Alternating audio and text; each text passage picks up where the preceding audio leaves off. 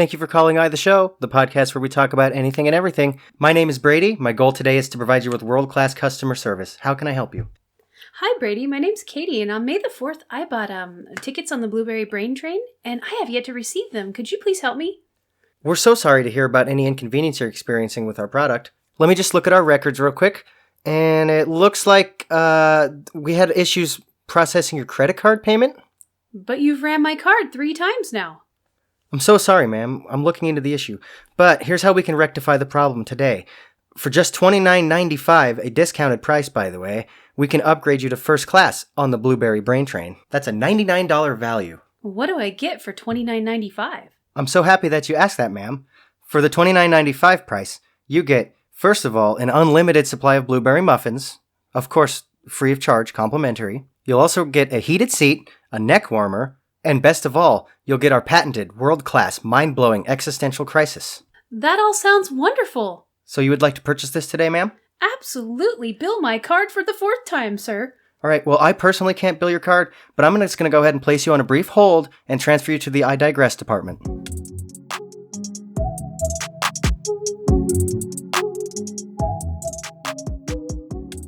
So, we were talking about suicide. It's a touchy subject. Yeah, we went from viruses to suicide, which is well, we went from AI to black holes to viruses. We've been all over the place before we ever even hit record. Yeah, we did that again. So, but you guys are joining us here in our very deep conversation where we were questioning why the suicide rates have gotten so high. And we're not, I don't know, every life is precious, technically, I guess. You don't sound convinced. I want to believe that, but I sometimes find myself questioning why we all think we're special. Well, we were talking about that too, like anthrocentric, like that we're the center of the universe and we make all the rules, and so we're super, super special because of it, right? I think we all have God complex, whether we know it or like it or not. But think about all of the possibly trillions of bacteria we kill each year, just in our gut. We do kill a lot of life. I mean, think about that. Think of the millions we kill to eat. Why are we so special and a single cell is not special when we're just made of numerous single cells put together? Ooh, you're going into some deep territory here because now it's like, is life special because are we more special because we have a consciousness? Like, what makes us special? Maybe our consciousness is laced with a delusion of being special. We drank the delusion Kool-Aid. Yeah. It was in the amniotic fluid. It was the aliens, guys, that gave us the delusion Kool-Aid. The delusion aid. Do you think that's why, there's that whole thought that what is it, the conspiracy that we were just planted here? We're seeds planted on the planet. Panspermia. Panspermia, yeah. And that may not be something like an alien put us on a ship and flew us here like the Scientologists believe or whatever, Xenu or whatever that is, or volcano sperm. I don't remember the exact. I'm sorry. I don't know. I get some of the cults mixed up. Volcano sperm. Sorry, John Travolta, if you're listening to this, but I don't think he is. It's a cult. But like, I think one of the panspermia theories is just that it kind of happened, like a planet broke apart that had life cells on it. Maybe they were frozen, and it just eventually made it to Earth, or maybe the planet that originally collided with the molten Earth to create the moon possibly had life on it. I don't think that's true, though, because it would have been wiped out with, because it was a big molten ball of lava. Yeah. I mean, there are extremophile bacteria that can survive. They're fascinating to me. Those are so cool. The ones that can survive in lava tube vents. And the methane. Oh, and then did you see, recently they were saying, the life on Venus or whatever. Oh, yeah. Some kind of bacteriophage or something. I don't know. Well, exactly. What about the water they found? What they found in frozen water on Mars? What do you think? So, because there are bacteria that live in frozen and high pressure environments. Yeah. I always there's a show, what was it called? The BBC did it where there's a thawing mammoth and these wasps came out of it and they laid parasitic larvae in the people and the people became kind of crazy. Wait, did this happen for real? I don't know if it happened for real. Well, no, it was an actual show. What was it called? Wasps already terrify me enough. The little freaking... Well, these were special, super special wasps, and they had been frozen in the ice since, the mammoth age. Oh, okay. And then when they thawed out, they were still alive in there, and they got inside people, and it made them... I don't like that idea. I can't... Okay, I'm going to look it up while we talk about this, because it's driving me nuts. That show gave me nightmares. I feel like I haven't heard of that. Have you heard of it? Oh, I can't. It's on the tip of my tongue. I know. It starts with a D, I think. About wasps and mammoth. Guys, I hate wasps. They Tell us freak why. me out. I don't... Man. They're useful. They're though. these little tiny things, and we shouldn't be afraid of them because they're... Fortitude! Fortitude, okay. Yes. I have heard of that. Yeah, where it's like, it's up in the Arctic, you know? Yeah. It's up by where they have that seed vault, I'm sure. That freaks me out. But we shouldn't be afraid of wasps because they're so much smaller than us. But they're these little things that just... You know, when they sting you, okay, their mindset. This is what freaks me out, I think, the most. The mindset of the wasp when stinging you is, I'm going to kill this thing. It's murderous. Or it's a homicidal little insect with venom that causes pain, like direct pain. Like, it feels like somebody's putting a cigarette out on you. And that in and of itself isn't that bad. Like, it's just a little bit of pain, whoop-de-doo. Some of the wasps out there are like... the tarantula hawk, for example. Big boy. Oh my god. Big One boy. of the most painful, if not, it's debatable as the most painful sting. There's this YouTube channel, Coyote Wild. And he, for whatever reason, he is ridiculous and he likes to sting himself with everything. That guy's for our education, quote unquote. No. But he debates whether or not that's more painful than the giant hornet, the new murder hornet. Like thing that's a big craze in the U.S. right now. Everybody's scared of. Just holds his own. But he stung himself with both over the years, and he says that one's the most painful. The murder hornet, or the murder hornet is more painful than the tarantula hawk, but not by much. But I'd love to just put my arms out for comparison. Either way, right? I digress a little bit, but like no, it's okay. Wasps freak me out because of their mindset of I'm going to murder this thing because I don't know why. Just sometimes for reasons. Just because they're angry. They're like, I haven't found water in a few days. I'm just going to sting anything I see soon. They're hate just parasites. aggressive. Parasites the worst, Brady, because species that perpetuate themselves by using parasitical reproduction methods. Oh my god. Where, it lays some eggs in you and grows while you're still alive. Yeah. Worst nightmare. And also parasites just kind of piss me off because you can live with them in you, but they're robbing they're mooching you. They don't like have robber barons. They don't have a rent check. I do not like parasites. Can you imagine if we could charge some of the parasites? Because we probably all have some sort of parasite. Some of the cells in our body are just living off us. I mean, I live on a farm. We're I'm symbiotic. Sure, I have stuff. Oh yeah, going you on probably in there. do. Yeah, we're essentially like a superorganism, and we have all of these other little cells and other little life forms completely separate us that we actually rely on, like our gut biome and even our mouth has its own biome that's necessary. The bacteria on our skin actually kill some of the stuff off, some of the germs that are bad. But where was I going with that? Oh, parasites. Yes, parasites. Imagine if you could charge them rent.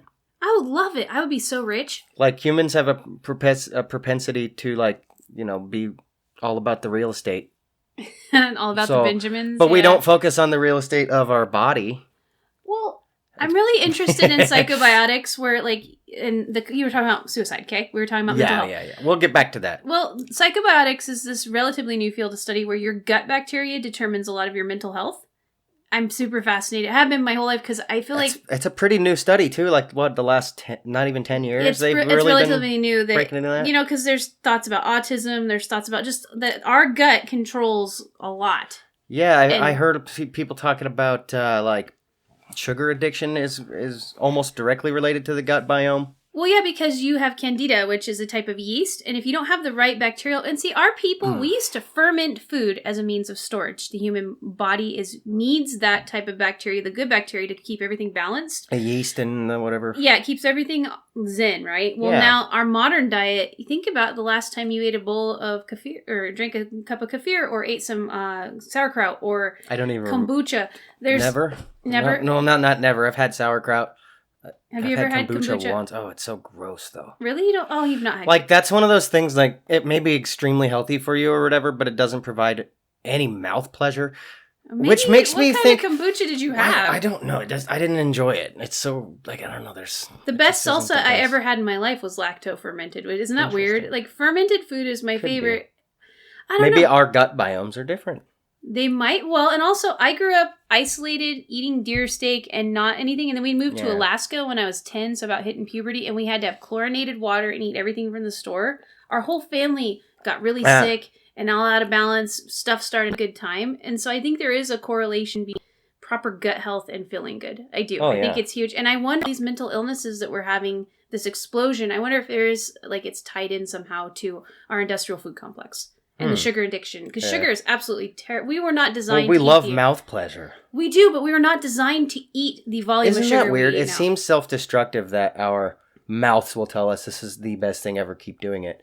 Because it is amazing. And then you get a dopamine drip from it because it's a drug. Well, but it's so self-destructive because it's not good for you to keep doing that, but all these bodily signals keep telling you to do it. Well, and then you're in this hijacked by the dopamine drip yet again. Well, and I don't know about the rest of the world, but in the Pacific Northwest, there is a sugar drink drive-through every block. And when I say sugar drink, it's not a cup of coffee. It's a sugar drink. You should see the things that these people get. It's like a coffee milkshake. And it's 32 ounces. When I drink a cup of drink, it should be like 6 to 8 ounces. And it should not be all sugar. And I'm like everybody else. I'm once a year or so, I probably have a milkshake because I want that dopamine drip. Hey, I want that. I think it's okay in moderation every once in a while. That's the thing about sugar. Well, my point was... It's not going to kill you just once. Go to your local... Just go and look at people in their 30s and 40s after drinking these sugar drinks. Because I know a lot of the young people, because I'm around a lot of teenagers...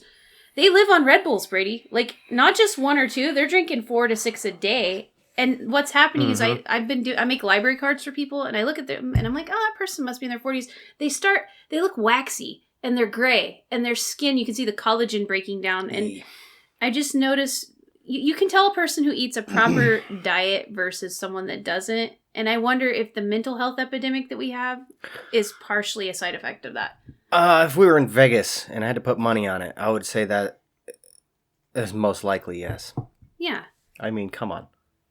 Well, and how do you combat that? Because they're talking education. About, we need all this mental wellness stuff. You know, we have these brigades of people to go. And you know what? I listen to someone that is absolutely miserable because of life choices they've made. I'm a really close friend with them.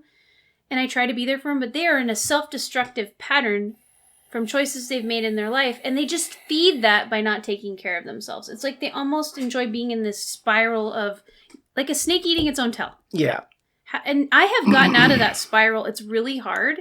I don't know why I was lucky enough to figure it out, and maybe that's part of the point of this podcast is we talk about stuff where, if I could help one person, I'd feel good about it. Now, we're not experts on any of the things we talk about, but I think just even bringing up the ideas that we discuss kind of would help you guys, because if you guys are interested in the things we're talking about, you can go and educate yourselves. A lot of this stuff we talk about, I bring up and I go, oh, I really don't know a lot about that, and I'll go and kind of look it up later. Well, like YouTube's a powerful tool, even if you're just getting sucked down the Illuminati rabbit hole. Also, I'm a librarian. Use your library. You can get anything there, and it's free. The library is amazing, by the way. Yeah, it's an actually really cool tool for, like what we're talking about. I've got some books sitting right here, like the Psychobiotic Revolution. There's really neat things out there if you're interested. And it's not like it used to be. They're not limited to the books they physically have on hand now. It seems like you can pretty much get any book. Mm-hmm. As long as it exists somewhere in this country, it can be shipped to the library that's nearest you. Well, and I think that's the point of you and I like to talk about things. We don't have to be experts on things to talk about them. And I feel like that is some sort of arrogant thing in the human sphere right now, is that you have to have some sort of master's PhD degree. Yeah, you don't. And you don't. We're all humans. Much like every great scientist that ever lived, every great discoverer or innovator, the first step is to have questions. Yes. And that's all really that I like to explore. Me too. Because again, I'm not expert. There's a few things I'm more, I guess, proficient in or knowledgeable about. He's a relatively awesome guitar player. Don't let him be all humble.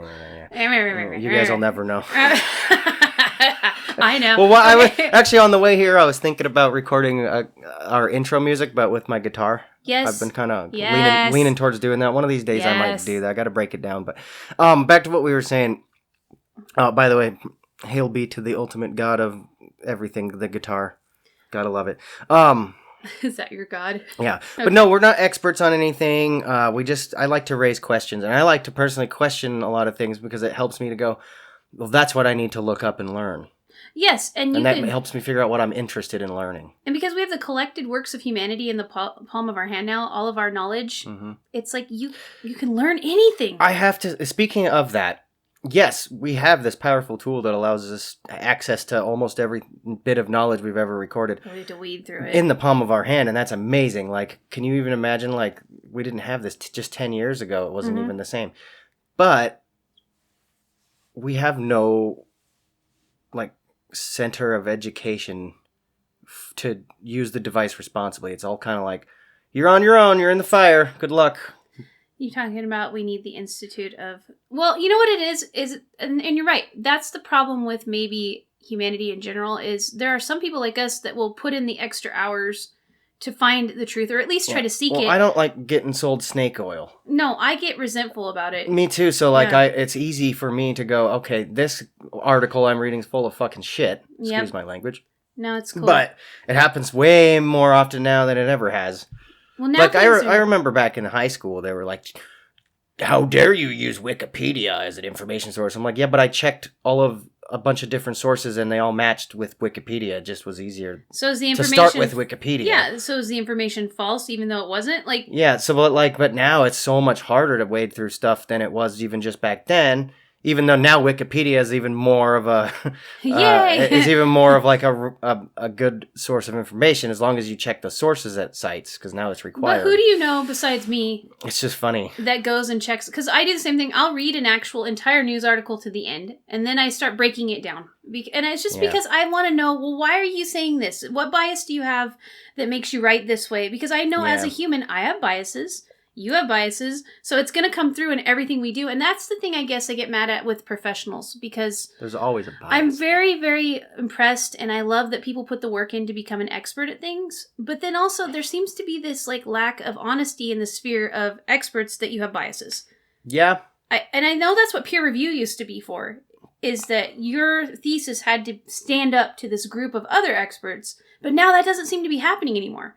Now they're just blatantly out in the public, like, this is this way because I did this, and it's like, because I'm Fauci. Sorry. Well, and then if anybody argues with it, they're or just not even arguing. I want to just ask questions about stuff like you. I'm all, well, what about this? Mm-hmm. And it seems like ridicule, or you're just not, you don't know what you're talking about. It's like, well, those are all ad hominem attacks. I want to actually know about type point A, type C, and they don't seem to do that anymore. Yeah, it's so weird. Yeah. I think another big issue as far as for average Joes, the experts have their information sources and their research and their data and their laboratories, and there's many different ways to study things. But us average Joes out here, we don't really have a central source of just straight facts and information. It's all news articles with biases and trying to push us one way or the other narrative. There's always a narrative, it seems, nowadays, with almost every source of information. There's some kind of narrative or some stupid little comedic twist. So we need something just to take away from the bare fact. It's pushing a narrative. And we don't have any. And I'm not about centralization, but as far as for information, it would be nice to have some sort of centralized pool of information that's just there. All of it's fact. Of course, nothing's really fact, is it? That's the problem. That's the whole problem with science. Do we need a global Microsoft Encarta? Remember, it's like... yeah. Do we need and I think Siri, or what's the Hey Google... we have these AIs now, and maybe the AIs are going to become that. We were talking about that earlier. Maybe AI is going to become our central database of knowledge, because they don't have an agenda, right? Is there a way for them to filter it? But then they said they were racist when they did that study. This guy I used to work with at the horse feed mill, he was a pretty intelligent guy. Me and him had really long conversations about this kind of stuff sometimes. And one of the things we brought up was because AI is becoming more of a thing, what if it starts to actually generate our news, basically? Because it could be unbiased completely. As long as it was programmed in a way where it could weed through and find just fact and report things with just fact and don't push a narrative, it could probably be done. But we were just questioning, is that even possible? Could you ever even program something without bias? Because programming alone is going to put a bias into it. I mean, it's been seen. We talked about it last week a couple times. Mm-hmm. So it's just how can we even separate any kind of human bias away from information that we kind of need to have? Is that even possible? I don't know. I've thought about that a lot lately. That's why I think, again, that's why science is such a group thing, because if one person has a bias, somebody else's bias can compete with that, and then at the end of the day, you end up with at least more... I guess a theory that is... A consensus a more consensus. I don't know what the hell I'm talking about. That's okay. That's why we have a podcast. Because we're experts at nothing. So... But that's why that's kind of a group thing. It's not like scientists can just be because I'm a scientist, this is fact, period, because I said it out of my mouth. Well, and I with hate my that, brain. but I just bring up the humble appendix. For years, they're like, it's a vestigial organ. It has no use. And then all of a sudden, now the appendix does have use. And it's like, that's why the arrogance. I don't think scientists can ever explain everything because it might not. Maybe it is arrogance, but it might not always be on purpose. Maybe it is just like a lack of the data, lack of competing data, and eventually that comes up. That's why I think there should be some humility there. It's like, hey, I can explain all the way up to this, but there's all this cool stuff I haven't discovered yet. I wish people would be more optimistic instead of arrogant. I agree. But that is the thing about. That's why I was saying, like, is anything even fact? Because we all think a lot of these things are fact, and then we get competing data down the road because we found a different way to study it or a different tool to study it with. And then it's like, oh, okay, actually turns out this is different than what we said before. Do you think that's hubris, though, Brady? Because I feel like instead of saying... Maybe. Well, how about come out and say, hey, this is what we can quantify and explain with the available data that we have. And then you know what, though, is cool? This is what it is. But in the future, it might change. But what happens is then you have anti-science people who are just ridiculous. And so it's like, I think they try to keep their authority... because they can see that pain and error will result if they don't. I can talk about the anti-science people probably all day. They're special. Mainly because I don't understand. There's a hostility there that I don't get. There's this hostility. Because I'm not hostile. Is it tribalism? Is it just a fucking refusal to... You know what? I don't even know. Like, I can try to explain it away all day, but I'll really never know where that comes from. Like... These people put in a lot of time to gather data and basically figure out what's fact. And then there's these people that are just like, well, I have a keyboard, so you're incorrect. Well, they don't ever have to face the reality of they could offend someone in front of them. You know, we're losing the art of being able to... Well, this goes people back to debate, yeah. Aside from, like, the virtual arguments, there's people who will go to, like, city council meetings and be like, no! Just to be horrible. You guys have no idea. You water experts have no idea about water because I read a fucking article about the fluoride or something. The fluoride. Well, instead of just coming with an actual concern that, hey, you know, we have a lot of particulate matter of this type in our water. What are you doing about it? They just come, like you say, to be like, the aluminum is killing us. You know, and it's like, well, how is that being helpful? Alex Jones said that the frogs. You guys are turned on the frogs gay. The frogs. Which he's being vindicated. I mean, there was some merit to what he was saying. We don't need to go down that rabbit hole right now. You know what it is, though? As we were talking earlier before we started hitting record about that humans are hostile when change happens. Yes. And I do think a lot of what happens... Right now, we are in a huge pattern of hostility because I think we're going into a huge pattern of change. And you also have this pandemic on top of it, which has disrupted the lives of millions of people. Billions. Mm. And so you have... I think that was the catalyst. Well, that's what made us realize and open our eyes to, like, dang, the world has changed around us, and we haven't caught up yet as a species. And then we had time to think about it. Yeah. Which... But then we're sitting in quarantine going, well, I don't have to think about my job right now other than the fact that I don't have it. But I got this. What do I think about it? I don't know what to do with my brain right now. And then people are not, by habit, thinkers. I think there's a large... I know a lot of people that don't want to think about anything. They just want to sip their drinks, order their fast food, play a game, or, you know, go out. Why do you think our podcast doesn't already have 2 million views, or, you know, 2 million listeners? It's the not... They don't think about... No, I'm just joking. We are not insulting people. We don't do that here. No. I mean, we're just as guilty as being human as anybody else. I think that's the point of our podcast, though, is we are human, and I think everybody has to think about things at some point. When you're having we talked about things getting out of balance. I got food poisoning last weekend. And I was in bed for 5 days. I did some serious thinking as I was dying. Yeah. The gut bacteria... Dying typically makes one thing very hard. The gut bacteria was having a great battle. And I just imagine this epic, like, the battle for Mordor or whatever going on. That was what happened. Yeah. It was great. Whenever I'm sick, I just have this, like... this mental image of, like, there's a billion little 9/11s going on inside my body. I don't like it. I'm under attack. I wish the Twin Towers did not follow my lower intestines, and I'm not mocking anything. It really sucked. Remember, though, I came up with a cool weight loss plan. I'm gonna put that bacteria on a cracker and market it for $49.95. I wrote about it in my blog post. Oh. You know, because 7 pounds in 12 hours weight loss, that's a win right there. If you want the secrets to great weight loss, $29.95. Buy our program. Well, temporarily, it's usually $49.95, so you're getting a steal. Well, no, you just get the information pamphlet for $29.95, and in that pamphlet, you're heavily advertised the product, which is $49.95. You get the salmonella cracker. Yeah, and and the secrets. And you can now download the app, and it just gets delivered straight to your door, and we'll charge your bank account, whatever we feel like it, whenever we feel like it, just because you gave us access. You might want to read the terms and conditions. It's in legalese. Good luck. Yeah, because like women's clothing, you're going to become a subscriber just making a purchase. Yeah. And you will be billed an obscene amount for that one sports bra that I'm going to send you. And I'm sorry, Bernie Sanders, I got to throw you under the bus here. Just because I exist doesn't mean you can find my email address and beg me for money every month. How did they do that? It doesn't happen anymore, thank God, because he dropped out. But while he was running, I'd never signed up for anything. I don't know what website I visit. I think I just read a news article once, and all of a sudden, they got a hold of my data. As Obama would say, it's just metadata. It's just metadata. It's just metadata. It's okay. It's everybody's favorite thing to say. But just because my metadata existed somewhere in the ethos of the internet, all of a sudden, motherfucking Bernie Sanders is begging me for money once, twice, 3 times a month. And I didn't sign up I don't understand what happened. It was just all of a sudden, like...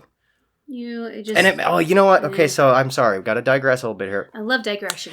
I'm sitting here in like having a financial issue in my life. I got to pay this lawyer all this money I don't have for things. And I'm sitting here thinking about it, and I'm like, the only way I can really come up with this money is if I ask for it. And I'm like, but I feel gross about that, and everybody else would think gross for begging for money online or something, right? And this is my mindset, at least. And then I thought about, like, those Bernie Sanders emails.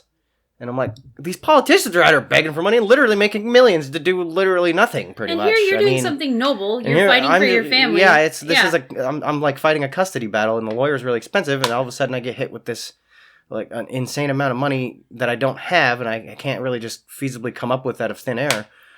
And so I'm sitting here, like, having this mental battle, but these politicians are out here like, give us money.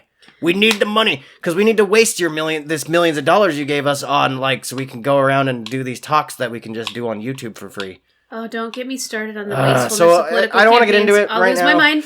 I'll lose my mind. I'll start fucking yelling again. Yeah, we can't do that. No, that shit pisses me off. Listen to the episode Rantastic if you want to hear about that. That's Brady goes into the orbit. The orbit of yelling. I loved it. And his hair looked great. But yeah, people, man. Yeah. Well, and people. People. And we are people. I mean, I do stupid stuff all the time. We were just talking about that you have to learn. This expectation that young people are just going to come out of an institution and have their lives together because they've had some sort of education on some particular career. It's like, no, they go learn how to be adults by being adults. There's no other way to do it. Yes. You can't go from A to Z. Even really smart people, you've got to make mistakes or you're not going to learn. And I feel like that's where the mental health thing comes in. We are keeping people from making mistakes by helping them out of stuff all the time. Yeah. Like you said, the asking for money. This is where we loop back to, like, our question about suicide we were talking about before we hit record. You were saying, I was going, I wonder why the suicide rates were so high. And you were saying your hypothesis was because a lot of people haven't faced adversity alone without other people solving that adversity for them. They haven't had to face it by themselves. And so it, like, shatters their entire paradigm when a problem comes up and nobody else can solve it for them. And obviously they're not equipped. Well, they don't see the self-destructive habits they have. And we're not judging anybody. No, we're just trying to analyze the problem. I had self-destructive habits, and then cognitive behavioral therapy, which I didn't realize that's what it was at the time, is you have to make habits that help you get out of jams. And you can't do that if somebody is always like, well, here's $150. Here, I'm going to pay your cell phone bill here. Yeah. And hey, I would love some help sometimes. And there have been a few people over the years, like, that would just come and do random little things that meant a lot to me. But realistically, I did not have a lot of help in my life. It was just me and Tom.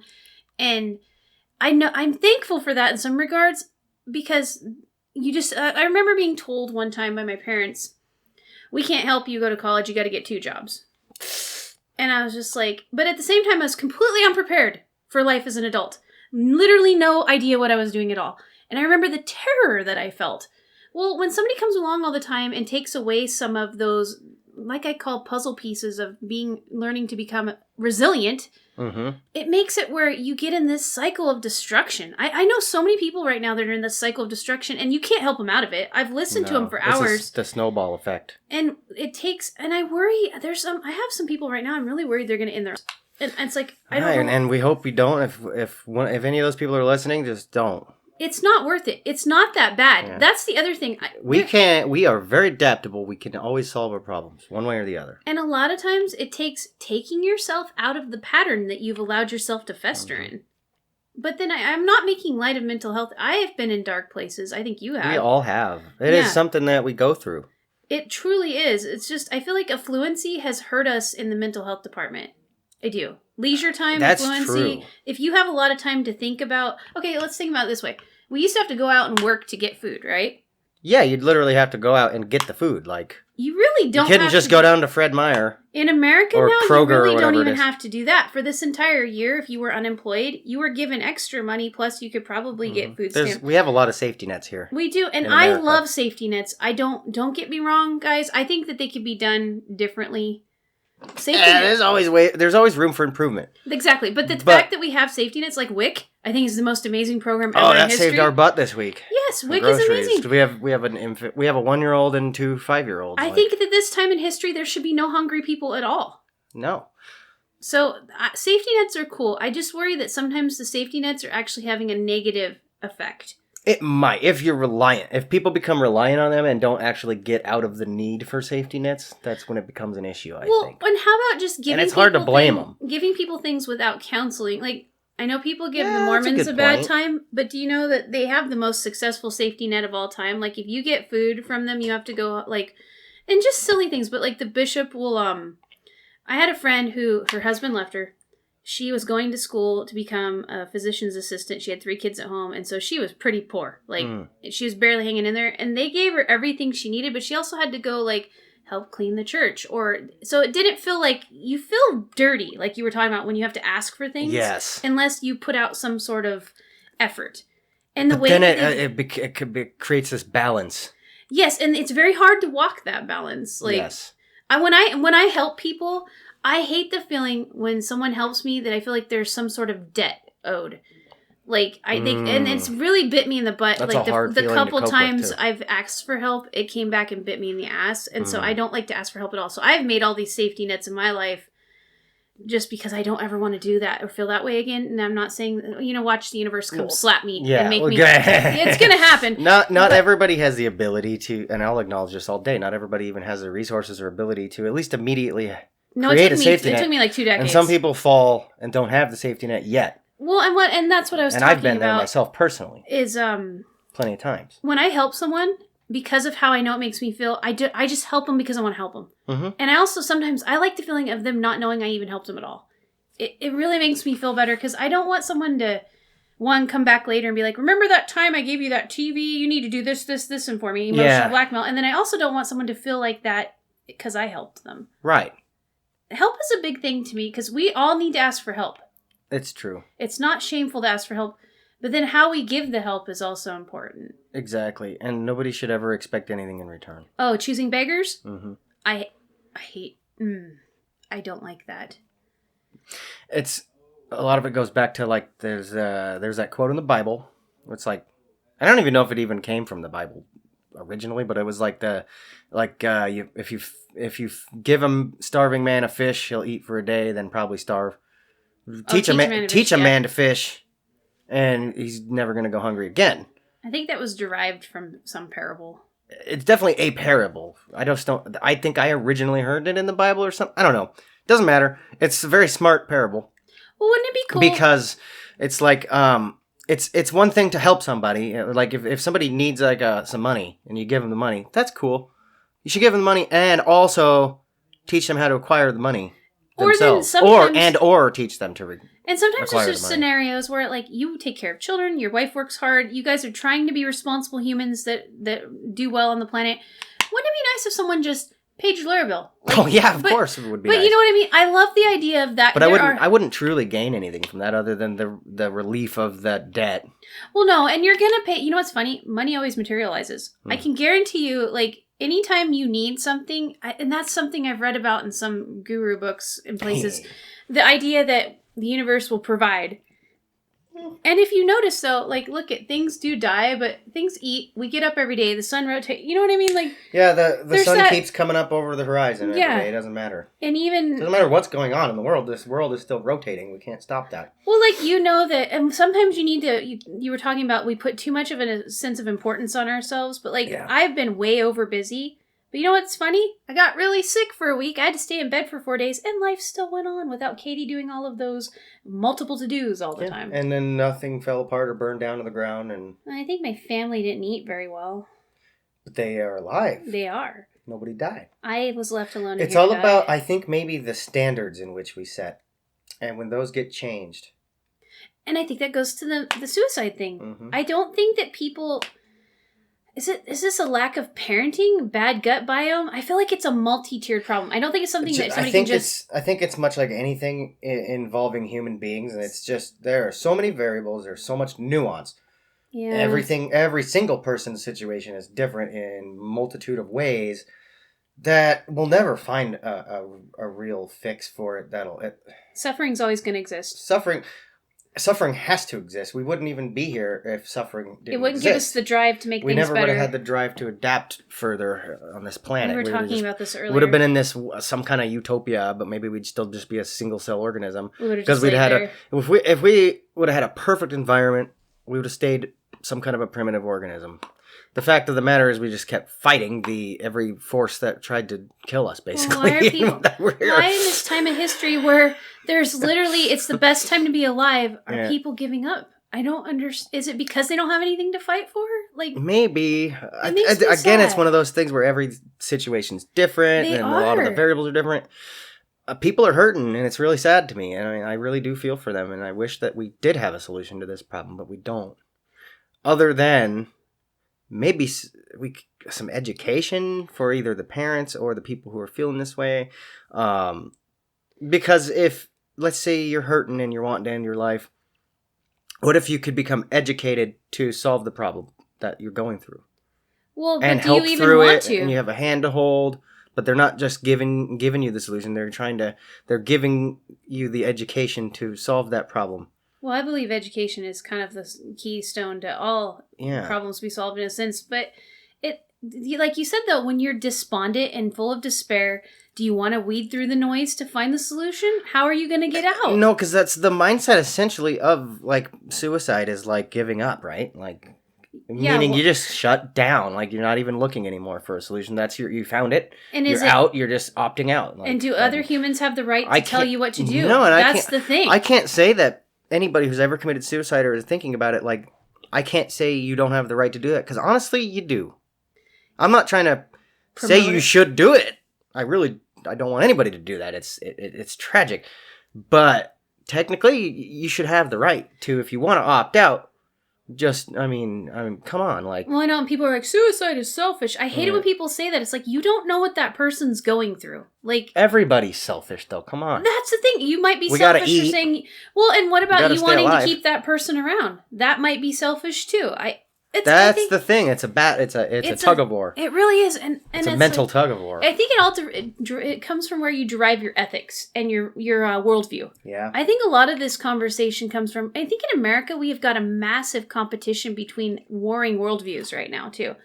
It's pretty gross. Yeah, the tribalism is thick. It's so bad. I don't even know how bad it's going to get until the election, because I'm starting to get where I don't even want to look at it. I just, we got people that, the main news articles are talking about that you can go pay $1,000 for a year and live in a bunker when the Civil War starts. It's like only $1,000. Well, you get the very low rent version of that. Like you're dying over here. I read it yesterday. In fact, we'll link it on it's a Daily Mail article. It cracked me up. It's like the super extra light version of the end of the world plan. The Civil War's just gonna happen in the bunker. It'll come to you. It's not like we've solved the issue that caused the Civil War in the first place. They're just bringing it down into the bunker with you. And all these people... It's not like everyone's going in that bunker is going to have the exact same fucking mindset. Who wants to live in the apocalypse anyways? And then they'll just fight amongst themselves. Yeah. They'll just fight amongst themselves because And what humans if one always of them has fight. syphilis? I think we talked about that. Oh gosh, the great sweepening. Yeah. That would you better have some amoxicillin. Think about that. I'm gonna have to bring this up again because it's just funny to me. I but like it, yeah. End of the world. Only 2 people on the entire planet left. One of them has an STD. Well, you'd evolve it. Do you recreate? Is it that important? And that brings me back to the value of life. Is it that important that we go on? I don't know. Honestly. I've thought about this a lot. What would happen if... I think the universe wouldn't change much if humans didn't exist or even had never existed in the first place. I think about that all the time. I think we're not that valuable. We're very tiny. We're very insignificant. We're just this... Practically, in the grand scheme of things, we're not even microscopic. We're smaller than microscopic organism living on a tiny rock, floating around a relatively tiny sun. Why do we think in the we're giant so expanse then? of the universe? Like, why do we have this inflated sense of ego, I guess? Well, let's put that into the context that we were created. As if we're the rulers of this universe. Where did this God complex come from in the whole fucking first place? Was it given to us by an actual God? I don't know. Well, and we're both, I think we agreed about that earlier, that we're not arrogant enough to say that A or B is exactly true, because you can't prove any of it. No. I've thought about this my whole life. I'm sorry to you religious fanatics out there, especially if there's any listening. I doubt it.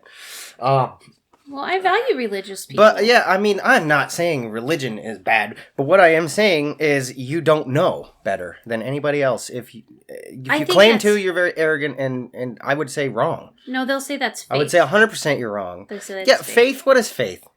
It's the unfaltering belief that in something that you've chosen to believe in, I guess. I mean, without any proof. And I'm not saying faith is bad. There's where that is, though, without any proof, meaning you don't know. You have to at least... You could have the most faith in the entire universe. You still have to admit you don't know. I think that is where the lack of humility comes in, because we were talking about how people get so rigid in their thinking because of their belief systems that they can't even talk to you about anything. Mm-hmm. And I think that's where our tribalism's coming in. You have people on the left that are this way, and you have people on the right that are this way, but and then the people in the middle are scared to even say anything because they might get pepper sprayed. Like, it's getting to the point where it's very upsetting to me. Do we maybe have an identity crisis? Because it seems like everyone's associating some kind of group or another with their identity, and that's where this tribalism comes from. I hate groupthink so much. But, like, why do we have an identity crisis? That's the real question. It's the lack of bacteria. We need to have... Could be, yeah. You gotta drink some more kombucha. We should associate our gut biome with our identity rather than some kind of a group. Well, have you thought about have the mental illnesses... I know that some mental illness have always been there, but this lack of contentment, has it always been there? Or because you would think with the advances, we should be getting more content, but the opposite is happening. Or is it just that we're more aware of it now? Like, it seems like a paradox. I can't wrap my brain around it. It feels like a paradox. It really does. I think about it all the time. It hurts my brain like a paradox. Well, I just want to know why. And then I guess I'm an overall content person on the surface, but in the inside, I'm not content at all. I'm a constant state of anxiety me too. Because I'm just always thinking about everything all the time. Maybe that's the baseline of existence. Is to be in a state of anxiety? Anxious. I don't want to be anxious. Just like every other animal out there, we're just like, what do we do? I'm on this planet. I'm scared. Like, we really are just a big floating rock hurtling through the universe at insane speeds. Are we all afraid of death? Because I don't feel like I'm afraid of death. Guys, we're on a rock going around it in a gigantic ball of burning plasma, the temperatures of which we can't even understand the number. And if our magnetic core fails, we would fly off of here like a slingshot out of a, There's a insane room for error. Like, if you think about it, like, we just have these, like, perfect, I wouldn't even say they're perfect conditions for life, but we have a good enough conditions for life that life persists for whatever reason, despite the forces trying to eliminate it. On this rock, hurling through space at speeds unknown, or not unknown, but like unfathomable, around a giant ball burning at an unfathomable temperature, in a universe so big that we literally can't even imagine how big it is. Like, is that why Kylie Jenner is brave? Yeah, but so Kylie Jenner's super brave for not wearing makeup on this fucking space rock. Super brave. Muddy space rock. Yeah. With moss growing on it. We're just tiny, guys. We're so small. It's not even funny. Is that where the anxiety comes from? That's what I'm saying. Like, I think, obviously acknowledge that even subconsciously, that, what do we even do? And then, of course, we don't even know what we're doing here. It just happened. Life just happened. And it's just there. And I think we're a product of the the planet? I don't even fucking know. Like, what? I could never even tell you. But well, remember the old dude I was talking to you about this morning? That the Gaia theory guy, that we're all interconnected. Yeah, it's like, are we? We might be. Are we not? That would also mean we're interconnected with whatever life forms exist on other planets. You can't deny there is. The numbers wouldn't make sense for there not to be life on other planets. Well, and then there's the whole black hole thing that they talked about 3 days ago, that we're just doing. This is just happening over and over and over and over and over again, and that we're not special. That it's just something that continues on because time exists. Let's break it down real quick, okay? Even if there's like a 0.300 zeros and then a 1 chance of life on another planet, 0.300 zeros and a 1% of infinity is still infinity. Yeah. And that's supposedly how big the universe is, right? Because even beyond, if you think about it, okay, let's say there's a point in which matter stops, where there's no matter hasn't spread that far yet over the time that it's after the Big Bang or whatever. There's still space, just nothingness forever. I don't even know. Like, it hurts my brain to even try to picture what that even means. Like, do we have anxiety because we are the 0.3000000? Because that could be it. We might be that. And what if we are that? Though? And maybe that's where the arrogance comes from. That would be insane. We are the one anomaly in that. And it's not even an anomaly, just the one existence. Of like, oh God, I don't know. And no wonder that we all have no wonder that we're in a state of existential crisis. And I think another part of that is, like, we all kind of realize there probably is life out there, but we can't ever reach it. We can't ever talk to it or find it. It's so fucking far away. The closest fucking star the closest star to us takes years at the speed of light to get here. At the speed of light, which is the light just itself, incredibly the fastest thing we know of. Our bodies takes years to get to the Earth, at least a year, 1 point something or another years to get to the Earth. And we don't even know if there's life around that solar system. Like, it's insane, the numbers. Like, so do you think that's why most humans spend their entire existence in a state of denial? Because the anxiety of it feels crushing? Because I think that's it crushes me. That's a hell of an anxiety my brain never shuts off. Yeah. Well, and that's, in fact, my brain, and one nice thing about getting older is your systems kind of level out. Because when I was younger, my brain would be going just constantly, and now I've learned to box it in ways. It's like, through... And, they talk about certain Eastern traditions, enlightenment, Zen, all that stuff about existing in the moment. The more you can exist in the moment, I think the better off you are. Because I know a lot of my anxiety comes from thinking about the future or what I have to take care of, or all these big brain questions on top of just little brain questions. Like, I need to wash these pants because they have cow shit on them. Like... Yeah. Well, most people don't have time to think about what we were just talking about, all the existential shit, because they're so... involved in life minutia, like work alone. Most people spend most of their life working, But when you think about it in a perfect existence, it's horrible work. Oh yeah, in a perfect example, you have a third of your entire fucking life sleeping, and the second third of that is going to work. Yeah. Most of us which work for other people at a wage slave job, and so we're constantly having to think about that. We have to think about our work. A third of the time, we shut our brains off the other third of the time. Then we have a third of the time of which is, we'd love to call it leisure. It's not. But it's not. It's like, now you got to take care of the house. Now you got to take care of the children if you have it, or the animals if you have it, or you just go be a beach bum. I don't fucking know. There's plenty of people who are loving their life because they're just out living on a beach with no fucking responsibilities. That's fun. Have you thought about just quitting? I have lots. All of the time. I think about quitting. I just go. It seems so achievable too. It really does. The coast is like 4 hours away. I could just go over there, the beach, and not have a home. And because having a home seems more stressful than not in it sometimes. But I think people like us would still be full of anxiety. Mm-hmm. I do. I've thought about just quitting all of it. It's inevitable. But then it's like, I have this, I've told my family, I'm like, there are just days that I would like to just walk off. Like Forrest Gump it. Just start running. See where you end up. If you could program human understanding into the AI of existence, period, do you think it would just go, yeah, I'm out? No thanks. I wonder if it would, because it would do the math and it'd be like, oh. It would do the math, exactly. It would do the math. It would go, nah, fuck that. The number's fucked. Because everything is math, right? Exactly. Everything can be quantified. And so I'm wondering which exponent I'm not carrying the right way, right? Now, I do. I'm like, really though? How am I carrying? Can I what just... it is like, okay, if you think of, if you break everything down into an equation, it's like maybe we're just putting the wrong numbers in somewhere. Or we wrote it down wrong somewhere in our little existence. Someone did not teach me square roots right. Yeah, did we do PEMDAS wrong somewhere along the way? Oh my gosh. Did we get that mixed up? Addition is before subtraction, right? Yeah, we were we did the opposite way on it. We are not balancing that equation right. I feel that all the time because I think everything's about equation. All human interaction's about equation. Because I was watching The Office while I was sick because I didn't want to watch anything that required me to think. So it's more of a comforting show to me because it's a perfect representation of how humans manipulate each other in a workspace. Yeah. It's like the psychology Not of it. only that, it's also about... I watched a documentary, Why the Office is So Popular. Mm-hmm. It's not only that's a great ingredient to that, but it's also goofing off culture. It is. We would all love to just not work at work and be extremely creative in finding ways. In fact, we do this. We find extremely creative ways of not working or kind of fudging the clock a bit. Well, yeah, because you get paid... And that's essentially what that show's about. These people trying to find ways not to do their fucking meaningless job. I learned the lesson of menial paid by the hour and its correlation with actually working with my first job, which was cleaning hotel rooms when I graduated high school. And I got my work done because we had a set aside amount of rooms to clean, right? I would clean all 8 of my rooms in 4 hours. The people that took longer and less efficient workers got paid more. Mm-hmm. And that was my lesson. It's like, you're not paid by your effort, so why not goof off while you're at work? There's no meritocracy. Yeah, and then it's like, well, you're stealing from your employer. It's like, well, your employer's not. But your employer's not rewarding you for being a good worker. Did my job, boss.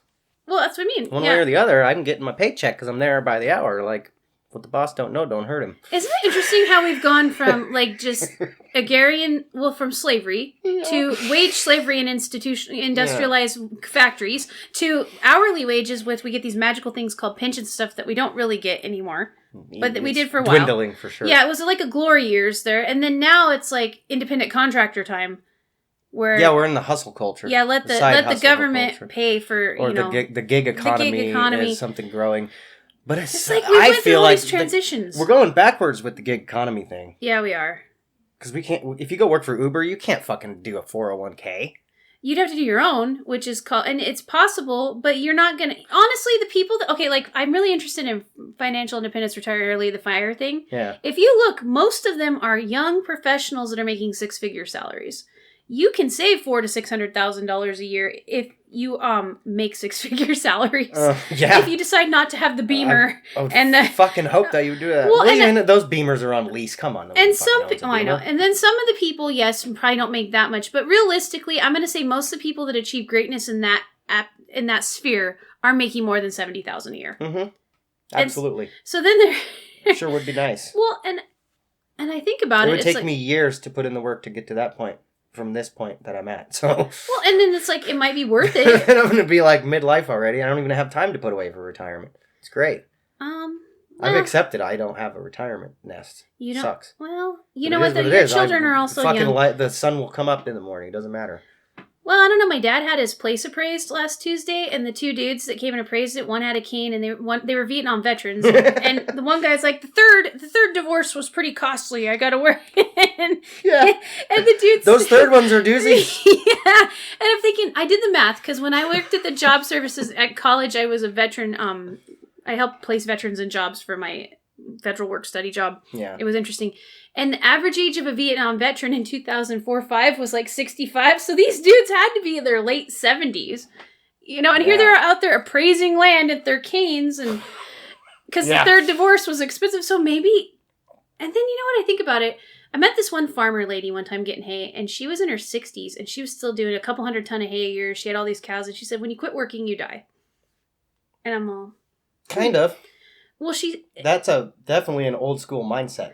Well, it is, and I think how you work should change as you get older, but really, when your mitochondria quit putting out energy, you're dead. So it's like, that's the definition of death, yeah. It's cell death. Cell death, yeah. So but I've thought about what she said. I think what she meant is you need to do something that you love, and as you age, you need to adapt how you do it so it's not so hard on you physically, but still brings you joy. But if you just quit getting out of the chair, you are going to die. Yeah. And we know people... This does happen. We know people that have given up. absolutely. I would like to know the mechanisms that cause people to give up. I still think a lot of it is because of lack of resiliency. Yeah. A combination of biochemical problems because of diet. There's like these it's multi-pronged. It is multi-pronged, but the variables can be found with enough time and study. I think too, just caring about people, because people they care about people from what they can get from them, but there seems to be a lack of people caring about people just to care about them, even through the dark stuff. Yeah. And then on the flip side, you have people like Elon Musk who just cares about everybody. That's true. At least on the surface. At least on Twitter. That's the persona he at least pushes. I don't really know him personally, and do you think he does? I can't vouch for him personally, but I mean, he's a philanthropist. Well, you like Mr. Trussell, it seems like he gives a lot more than he takes. So, like, did you hear recently? The boring company he owns, the boring company, they're digging all those tunnels so that we can get around better. Yeah. Because I think the idea came from fuck traffic. This is bullshit. Let's have tunnels. Let's fix it. And he had the resources to fix it thanks to PayPal. Do you think yeah. Which PayPal is nefarious on its own. We don't need to talk about that. But because of PayPal, he was able to do these philanthropic things. So he started digging these tunnels. Well, then he came up with this idea. What the fuck am I going to do with all this dirt? When you dig a tunnel, the dirt dust doesn't disappear into the ethos. You have to do something with it. So he started making these bricks. They're like, what did he say, like 48 cents a brick? Oh, to build houses. Which is insanely cheap. Yeah, it's pretty cheap. And, you know, he claims they're pretty strong. There's memes going around of people doing, like, strength tests for him. And they hold up to regular bricks. And it's just dirty dug out of the ground. And he's like, I just want to make, you know, affordable building materials. Since I'm already digging the dirt out of the ground anyway to do something else good for humanity. He's even given a lot of them away to, like, you can get them for free if you're one of those, like, building housing. Like Habitat for Humanity. Yeah, like if you're like Habitat for Humanity or whatever. We have some other people in other countries listening to the podcast, we know, thanks to demographics.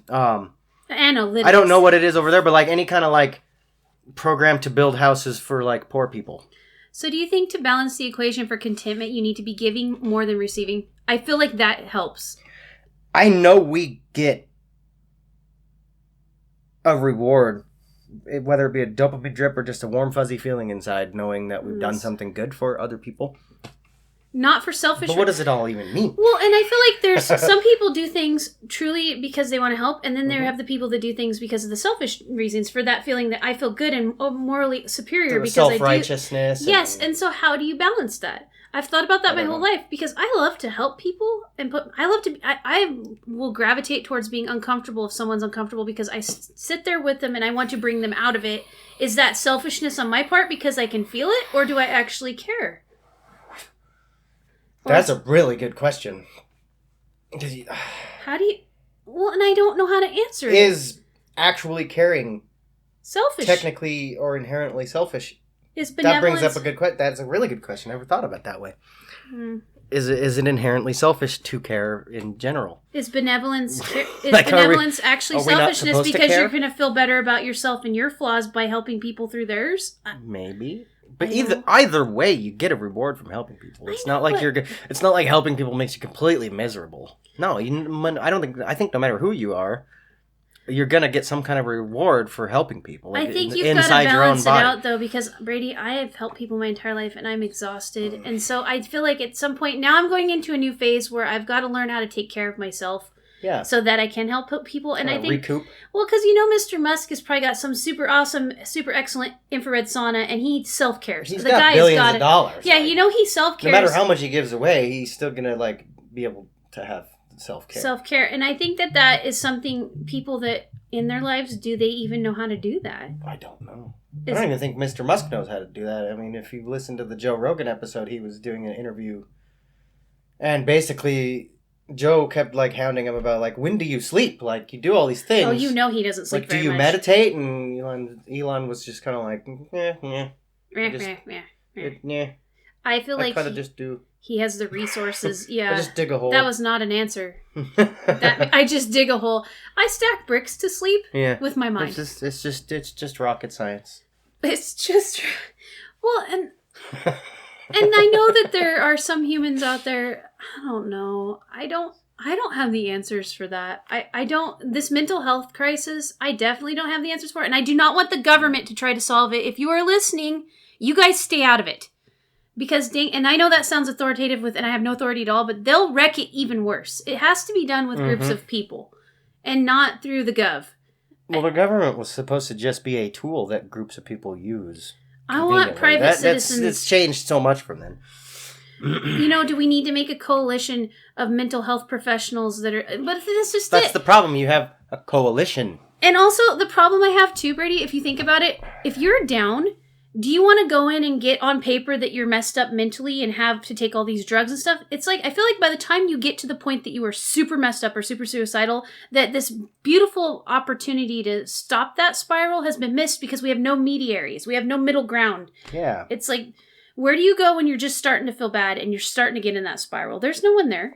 Is there? Not always. Not for everybody. Well, and it's like... Some people literally have nobody. And is it because our system has made it... our brain is our biggest organ as far as... It is the most... Well, the skin isn't skin. Well, I meant the most special organ. It really is responsible for everything in our body. It's the most important organ. Yeah. And it's like, yet we treat people with mental illness... it's like this shameful thing. I'm all... it's not really... I don't think... Where did that come from, too? Like, I see that all the time.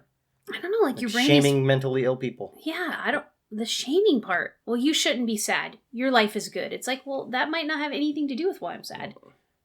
Yeah. What is with that? People don't shame others for their mental illness. Yeah, I think that's... We're all mentally ill. We all have mental illness. Yeah. Like, there's no such thing as mental health. Well, the mental health is more of like a measurement than a state of existence.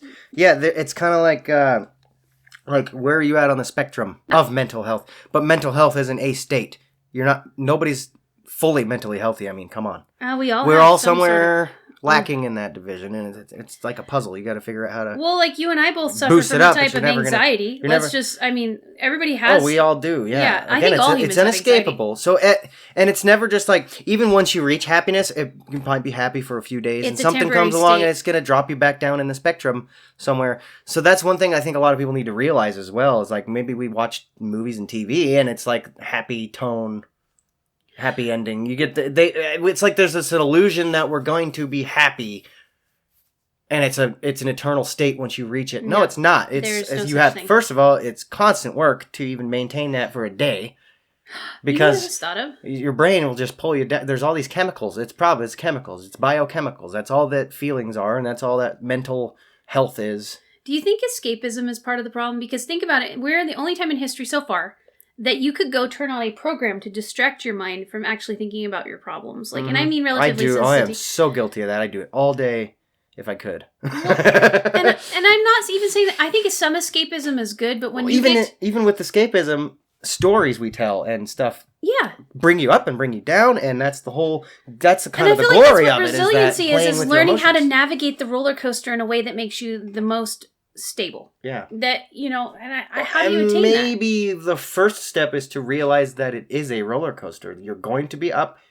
When you're up, you're going to have to come down. When it goes up, comes down. It's the same thing, same concept. And you should have tools for when you are down instead of letting the down get the best of you. Yeah, or just at least acknowledge that it's going to go back up eventually, because it has to. And because as a human... Rock bottom is rock bottom. There's only up from there. Well, and as a human, we were just talking about this earlier. We have figured out ways to augment and to get out of things. We do have escapism. We can go turn on YouTube and not deal with our problems. And that might be good for a little bit. Or just go take a walk. Or jump in the tub. Like we talked about in episode 0. Yeah. If you're at rock bottom, sometimes the best thing to do is just go take a walk. It helps put things in perspective. Perspective, yes. That you are a speck on a speck that's floating around a gas speck. Look around and realize how big the earth is, how many things are constantly going on at one time. Look at a tree. Think of just how complex just a tree is. Yeah. For the tree to exist in the first place. And that tree gives zero craps about your problem. Yeah. Nothing on this planet gives a single crap about your problems. No. Except for the people that care about you. That perspective might help. Especially when you realize, again, you're at rock bottom. You can't go down any farther. So at the very least, wait it out and it will only go back up. It's just the way it is. Our biochemicals will balance themselves out eventually. And especially if you go get some oxygen, eat a salad. Fermented things. Fermented things. Just do some. Make even the most littlest of changes, and that will have the ripple effect. And amplify the effect. Well, we talked about qualia, the sensory things. Yeah. Sometimes, at some point in your life, you have felt contentment and happy. I don't care who you are. There's some small thing bring that small thing into your sphere. Yeah. Like, I love the scent of raisin-filled cookies because my grandma used to bake them. And I would sit there with my papa and that smell. Nostalgia. Well, and everybody can do that and it puts you in a different state. That's I can be true. super. Smell is powerful for that. Oh, yeah. Smell, taste, touch, thought. And even thinking of that memory might help, but actually go and smell that. Like if a bakery, the scent of a bakery reminds you of getting donuts with someone that you cared about. Go walk to the store. Yeah. And it if works. You can't, I'm sorry if I'm being non-inclusive. If you can't walk... Obviously, I'm implying use your wheelchair or your crutches or whatever. Your fucking jetpack, if that's what you have. Yeah, if you're listening to this in the from future. A situation. I hope people are listening to this in the future and that they would have be hilarious. They'll be like, listen to these two apes. Yeah. Talking about walking. Who the fuck walks? I got my hover pack. Fucking... We're gonna go anti-gravity. Tom DeLonge gave us anti-gravity. Come on. Years ago, you fucking plebs. All the small things. Okay. But really, I want to be inclusive. We're not trying to make light of it either. I know some people can't walk, so whatever your mechanism of travel is. We have to disclaimer everything now. Yeah, I shouldn't have to. I just feel compelled to. Well, and you should. No, but I just feel like real. Disclaiming is. You know what though? If we get canceled, who cares? We're not monetized. Fuck yeah, exactly. There's always another platform. If not, we can easily create one. It's not that big of a deal. Well, and I can go literally grab a megaphone and we could do our podcast. That's a good idea. We should do that. Why not? Just experiment with that is technically a format. We could just get a megaphone and pronounce. We could be the crazy people on the side of the street. Yeah. Do you think we get arrested? We'll probably get arrested. It'd be kind of fun. Because here's my opinion on. I don't want to say all police, but I've seen this time and time again. Sometimes the police just arrest you just because other people wanted them to. Peer pressure. If like 3 people tell them you're doing something wrong, you're probably just gonna end up in jail. You could probably get away with it once you talk to the judge, but like you're probably gonna get arrested just because you pissed some people off. Enough calls equals okay handcuffs. I know, I've never... Not always, but I'm just saying in certain scenarios, they're just like, I don't know what to do here. You're pissing 14 people off. I got 14 calls. You're making a lot of noise. You're going to fucking jail until we figure this out. The judge will decide if you did something wrong or not, because obviously that's not the job of the police. Boy, that's a whole nother conversation. Yeah, we'll go down that rabbit hole someday. But anyway, technically we could just go out and have a megaphone and do the podcast literally straight to people's ears. No digital middleman. Well, because, I was talking about this. I wrote a blog post about our podcast on my blog, and I was talking about how there's this huge push in entrepreneurial land about you have to have a niche and you have to have your blah, blah, blah, blah. And we don't really, that's not really our thing. Like, no. Here's the thing, you guys. One of the reasons some podcasts are more popular than the others is there is no narrative. It's just discussion. People talking. And what do? We just talk. And that's what... It's like why Tarantino films are so fucking popular, so like coveted as great filmmaking is because they tell a story. Half of the movie is just people talking with no narrative to it. Like in Pulp Fiction, when they were talking about the cheeseburgers, it literally had nothing to do with the movie or anything to do with the narrative. It was just people talking, and that was like something that was like unheard of in filmmaking for the most part at the time. Well, and that's something, somebody the other day told me that I am just so excited because I love other people's stories. And they're like, you like people's stories. And yeah. I really do. And weird minutia things. Like, I want to know why that kid chopped that log and painted it red and put it as a bumper on his Ford F-150. I still love that story. I'm fascinated. I want to talk to that person. It's so Idaho. It's the most Idaho thing I've ever seen. Other than one guy, when I was working at the feed store one time, this Ford Ranger just flew next to me. The drive shaft hit the ground. Kid jumps out, Bailing twines it back up there and takes off again and goes and smiled. And I'm like, yeah. I like people's stories. I want to hear all of them. And I think that's the point of the podcast for me is you and I are talking about things that I know people think about. Mm-hmm. And maybe they don't have people. And we don't have a narrative. We're not pushing a narrative necessarily. And we're not pushing other than maybe like trying to help people think about things, but that's not really a narrative. That's more of like a goal. Discourse. Well, and I have opinions about things from my experience, but I also know they're subjective. So my opinions are not set in concrete. If you can, if you can talk to them. No, I'm not. Just talk to me, and I might evolve my opinion. I'm not afraid of knowledge, and I think that's the thing that bugs me the most right now in the current climate we're in. We have all this knowledge, but it seems like people are afraid of it because you can't ask any questions about it because you'll be put in a tribe. Mm-hmm. I don't belong in any tribe. I don't like tribes. I don't either. I am my own tribe. I've never belonged to one but you know what's funny? I get along with everybody. Yeah. Mainly because I care about making people comfortable when they're around me. You're not an abrasive person. Well, neither are you. Yeah, so maybe that. I don't also wanna get be along in with a lot of people. I don't really have a very tiny amount of enemies necessarily. I don't want to be around a lot of people. I'm getting tired because I feel like there's so much hyper anxiety right now in the Yeah. public sphere. Like, and I know some of that's due to the pandemic, but they're just everybody is so on the edge of almost blowing up all the time. Yeah. And that sustained stress is also not good for the noggin and the mental health.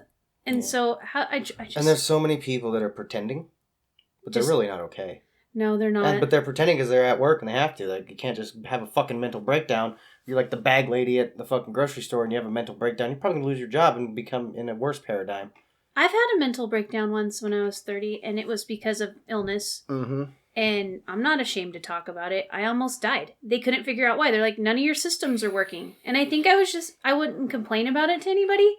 I just held it all in. Did like and the I think blue screen of death. I think my body just was like, okay, we're going to shut down now because you have got too much. And that's when I realized that I have to start telling people no. But that's what I said. It's subjective. My mental breakdown is going to be different than everybody else's. Everybody has different mental breakdowns, different pressures, different anxieties. Well, like my whole life. Anxiety on its own is the same mechanism for everybody, but everybody has a different trigger. Mine manifests completely different than yours does. Some people have gone through some intense trauma shit, and their triggers, if it's triggered, it's like full on, like the fucking floodgate of adrenaline is open. Fight or flight mode happens, and it's not okay. And breakdowns don't mean cracking and drooling and having to be straitjacketed. Breakdowns Some of you guys have that, though. Well, and that's okay. If you're listening to this in the insane asylum right now, feel for you. Yeah. Well, and that's what I mean. Those drugs There's are millions good, of people that just hit a wall and have different manifestations of breakdown, and it's not shameful. I wish we'd talk about it more. You know? And I think people... It might be that same feeling of how I feel dirty for asking for money if I have to. It's probably maybe the same thing as like the acknowledgement everybody is fighting their own battles. Like, why should I be special to have them help me with mine? Or if even you're just be able to flawed talk mentally, about mine. you're not smart. If you're flawed mentally, there's something wrong with you. It's like, but everybody... That's true. Maybe it's a self-acknowledgement thing too. Like, I don't want to admit there's something wrong with me, at least not openly to that's hubris. Other people. Hubris, maybe even, yeah. Well, because that's built into us. We can't escape the fact that that's a mechanism in our brain. Well, and like my whole life I was told I was smart. And you know what it is? I'm not really that smart. I'm just observant, and I'm really good at memorizing things. Yeah. So... what is really intelligence? Like, think about it. It's just reasoning ability is what IQ is. And it's like, well, that's all great and well, but you could reason your way out of a box and still be living in the basement somewhere, doing Rubik's Cubes. There's always a bigger box around you. Exactly. You put yourself in prisons. And I think that's what mental health is. It's like in Star Wars Rogue One. And the old Chinese Jedi fucking archetype guy. Yeah. And he's like, the Forces. Talking about how he brings his prisons with him everywhere he goes. And maybe that's what the whole mental health thing. That was some I'm 14 and this is deep thing. That was definitely on that thread. Yeah, Billie Eilish should have been all over that. She's probably wrote a song about it. Billie Eilish. Sorry.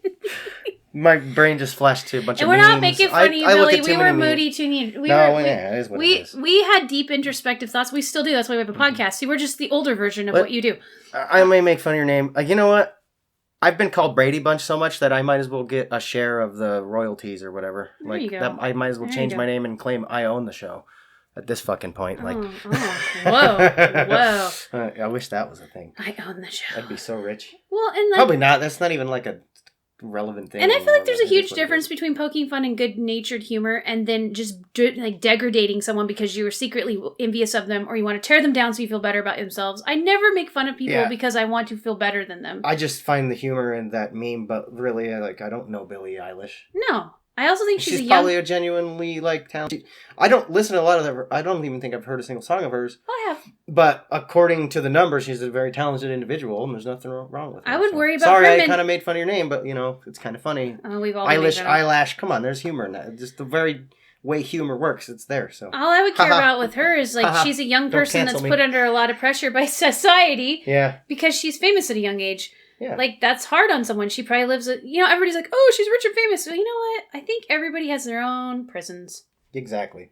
I got mine. I have plenty of them. Oh, I got lots of prisons. I'm not afraid. And you know what? I don't care if people like me anymore. I used to have a problem with it because I wanted people to be comfortable. And I think it's the ultimate discomfort when someone does not like you. In you, I mean in them. I can sense the discomfort. Essentially, you've snuffed out any kind of narcissism. I'm hoping so. I think everybody... we all... Again, I think that's another one of those things that's on a spectrum. I'm trying to. I think to even just be alive, by nature, we're slightly narcissistic. You have to be selfish to exist, because you know what? I take resources from other people to eat. Exactly. And I take probably more than I need because I know that winter's coming. Exactly. You know, so selfishness never completely dies. I just think you have to mitigate it. Mm-hmm. To the best of your ability. Ooh, mitigation. Mitigate. Is that the answer to everything? I don't know. Everything needs to be mitigated. Mitigate. Well, I feel like as a human, you know, people talk about being sustainable and eco-freako, but honestly, you can only mitigate your use of resources to a certain level without dying. Exactly. So there's always a tipping point, right? I feel like mitigation is a very important thing. I don't want to overuse. I went through a phase there where I didn't buy very much at all and tried to be as conscious as possible because I don't like waste. It wasn't even about saving the planet, because I think people that get too hung up on that are arrogant and they don't realize that they use resources. Exactly. But at the same token, I don't want to hurt things.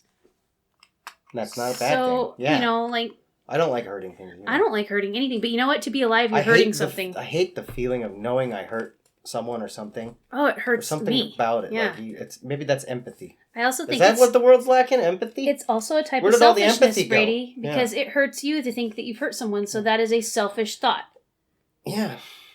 Again, it boils down to that thing: is like, does philanthropy or caring, benevolence, is that inherently selfish just because we're guaranteed a reward for it? Is selfishness bad if it's for good reasons? But there's the thing: the result, realistically, is something better happened, right? So it's not. So what does it matter if we are even doing it solely for that dopamine drip, or like, is that even relevant at that point? I don't know. No, because the result is the same. You still did something. This is the benevolence paradox. This is why everything's so complicated. No, human it's nothing beings, straightforward. Like, consciousness is a very hard thing to manage, and we're all expected to be responsible for it without any education on how it works or how to use it. I don't think we understand all the mechanisms yet. We don't. We never will, I don't think, honestly. It's such a alien thing to us.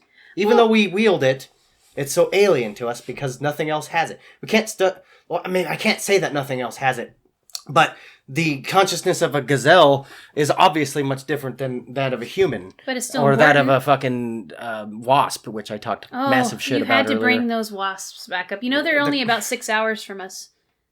What? The murder hornets. The murder hornets? Yeah, that's right. Yeah. Oh, God, you guys, the murder hornets. They're entering the murder phase because the news is trying to scare everybody for some reason, because that's what they do. They want us to buy stuff. So, like, all the headlines in my fucking Google feed is like, the murder hornets are entering the murder stage. And I'm like, that's cool. I'm not a honeybee. I don't care.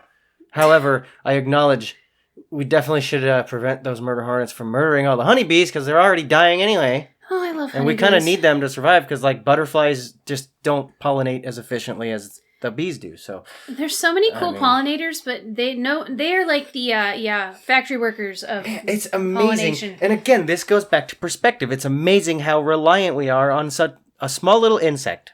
Yep. A little fucker that'll sting you. What is the number? Is it 60% of the world's food supply will disappear if the bees disappear? It's a huge number. We're at a tipping point here. Like, if we lose those bees, we're dead. Done. We could probably create a technology to survive, but it's going to be a little rough. And then have you seen that Black Mirror episode where they made the little robot bees?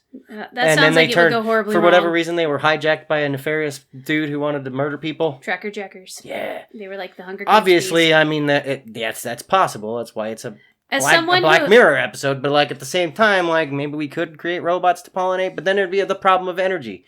We're in an energy crisis as it is. How are we going to power all the bees? Are we going to be able to make enough bees?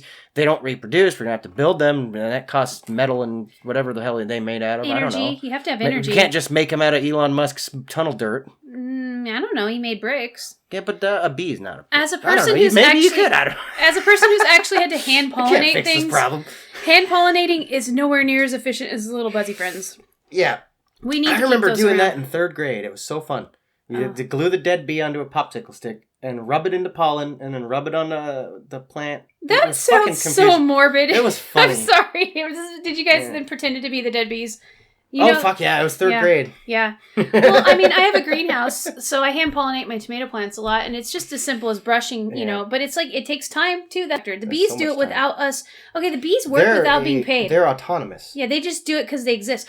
Is that why we're just existing, and though? It's fascinating. That's the real question. I think about that all the time, too, because I'm like, all these other animals just kind of do what they do, but it creates this ecosystem that is in a balance. We're the only ones that are not satisfied and change everything. Satisfied, yes, but we whatever we're doing is still part of that balance. It has to be. Well, yeah. I would think, right? I don't know, even the very fact of digging the metals out of the ground. But we're destructive. To build the technology we do. We call it destructive. That's our... But maybe we're not. That's our perspective. Maybe we're not. However, like... we're on the Earth, I don't know, but maybe that's why panspermia was real, and we're just foreign to this planet, and everything else on the planet was already going to be here through evolution. We just kind of came in here and we're like, gotta chop that tree down. We're the Decepticons. I have to build a house. I'm gonna chop that tree down. Yeah, we're the Decepticons. Like, it could be. I don't know. Nobody fucking knows. We don't know. We didn't record history back then, so it's hard to know. I'm just thinking about that I'm a living toaster right now. Sorry. Unfortunately, yeah. I mean, could we be a machine that the Earth created to perform some task? Because that's what seems like everything else is. What's the Earth really trying to do here? I don't know. What are you up to, Mother Nature? What's the end game here? Like, are you a piece of the puzzle that you don't even know? But, like, I mean, Gaia. Well, right? That is a theory. If Earth is alive and has a consciousness and is doing all these things, maybe it's part of a bigger picture and doesn't even know it. You know what I mean? At the same time, it's all fractal. You know what I mean? Like, you zoom out to the bigger picture, and there's always a bigger picture, and there's always a smaller picture, and there's always small pieces. Like the end of Men in Black. Yeah, exactly. Like the end of Men in Black, where like it zooms out, and the entire movie, entire universe of the movie is a marble game. Is like a marble that someone's playing, and maybe they're part of an even bigger marble. Isn't that how fractals work? Exactly how fractals work, and I think that's how I've always kind of thought of our existence in the universe. Okay, but then our consciousness is sort of a burden then. It feels like it's a blessing and a burden. It's like a two-pronged thing, because you're really you're very minute when you think about it. When you think about existence, you're minute. But at the same time, we're tiny and large. You are aware of the minutia, which makes you feel like you might have some importance. Mm-hmm. But is that ego just biochemicals, or is it actually... It's just I acknowledge to a degree, about. But what are we important for? Like, again, I think it's all relative and subjective. And then you're also, like, if you spend time thinking about it, are you detracting from your purpose? Do we have purpose? Like, let's put it this way. We may be, in the moment, important to, like, if those cows you're trying to keep alive, right? We're important to them staying alive at the moment to inevitably give you milk or whatever the hell they're going to be for, or food, food. Well, their source. Existence is either way. My they're alive, and you kept them alive, and you were important in that moment. But then zoom out to the bigger picture.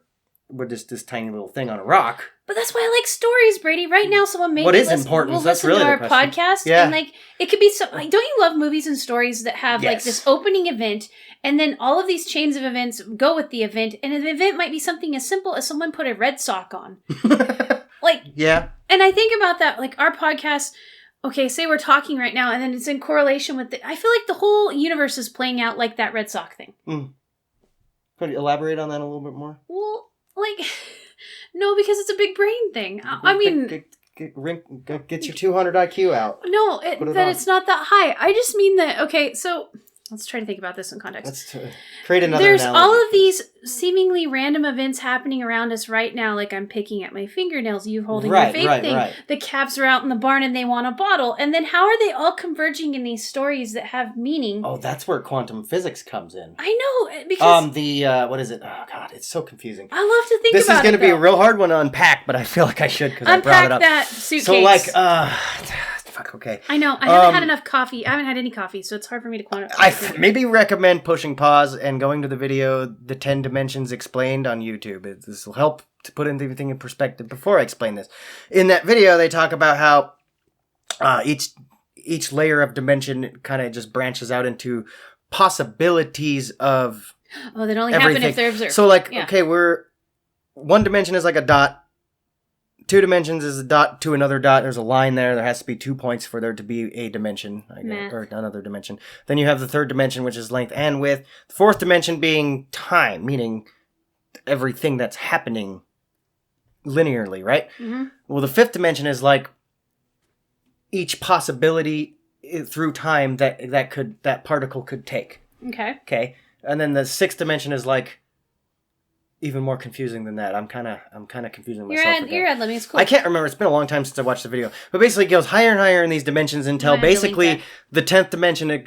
Basically, everything is happening, has happened, and is going to happen all at one single point. Yes. And that fractals into infinity. Okay. Basically, because then you have that one singularity of everything in existence happened, and is going to happen in one dot. Then there's another dot over here of that going on.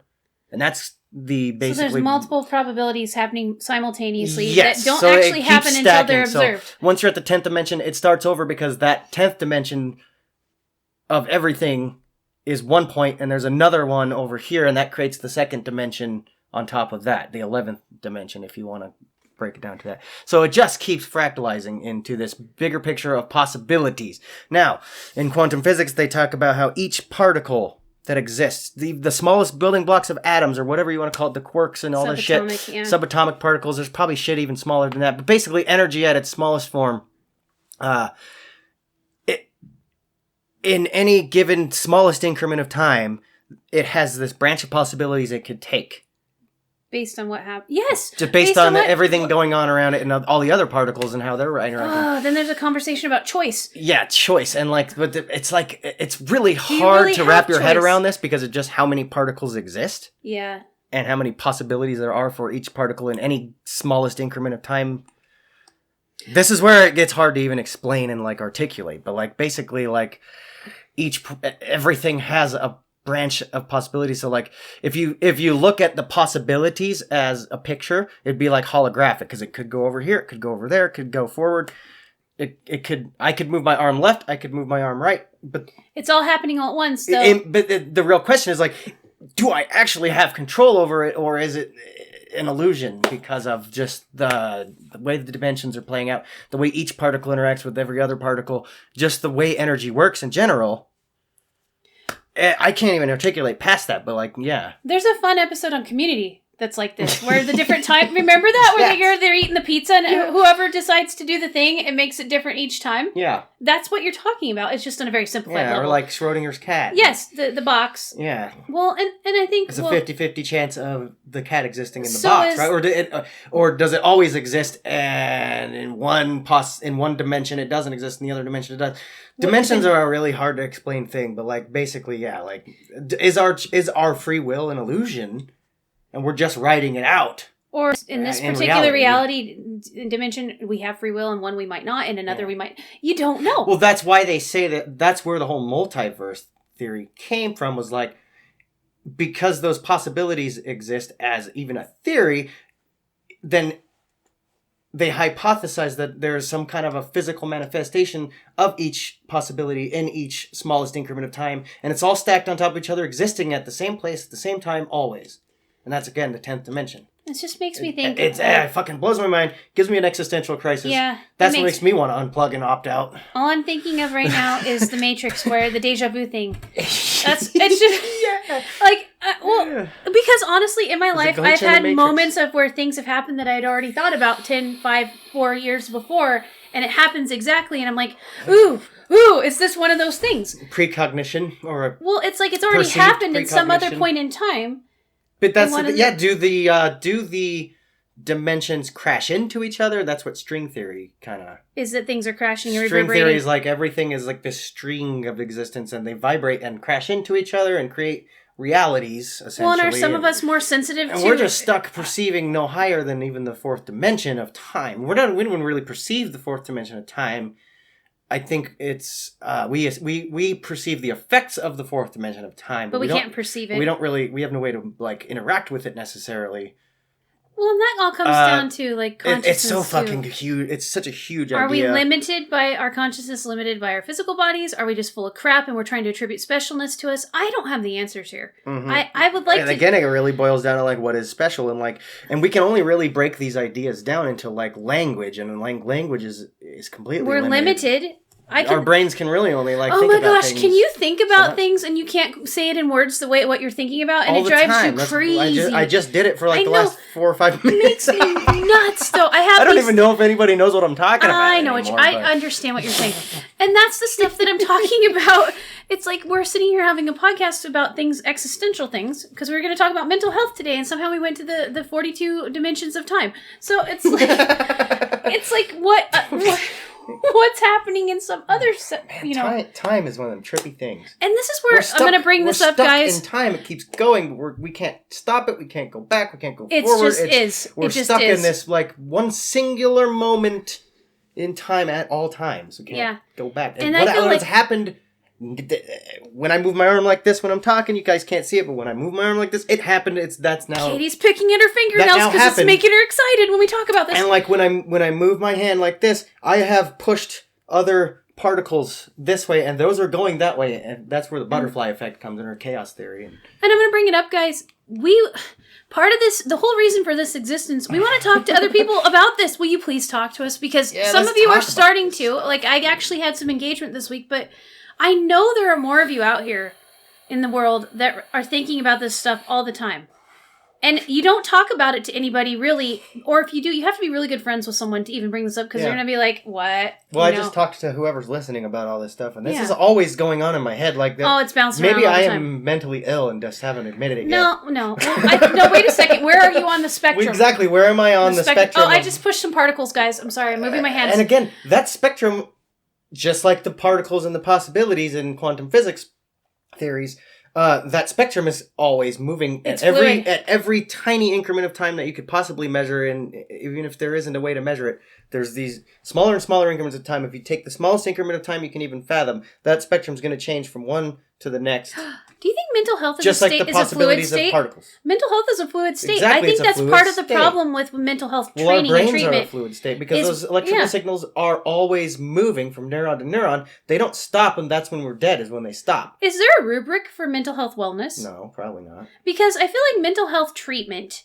is very static. Like, it's like you have schizophrenia, you have obsessive compulsive disorder, you have manic depressiveness, but you might not be in that state of manic depressiveness all the time. Exactly. It's got to be fluid. It's very fluid. I feel like smarter people than us have talked about this. I'm going to have to look I'm sure they have. I'm fascinated by mental health people. We're just kind of like asking questions about it. Well, again, that's kind of our shtick. I secretly want to go to college to be some sort of mental health professional. I started college to become a counselor, and I've always wanted to go back, but one, I am too cheap to pay that much money. What do you need college for? The people who have already went to college for those things have probably written books about it. Well, but for college students, you can just go get the books and skip the middleman. But to help people, you have to have the piece of paper. And see, I actually want to help people. Well, at least for your own personal knowledge. No, I mean like to help people. Like, I want to blow the lid off of the medical industrial complex. I hate it so much. I feel like I've helped people. Don't we all, though, at this point in time? This is a big paradigm we're facing in America, specifically, is our mental health. It's a mafia. It's this big thing. They're debating over it right now, probably in some fucking, like,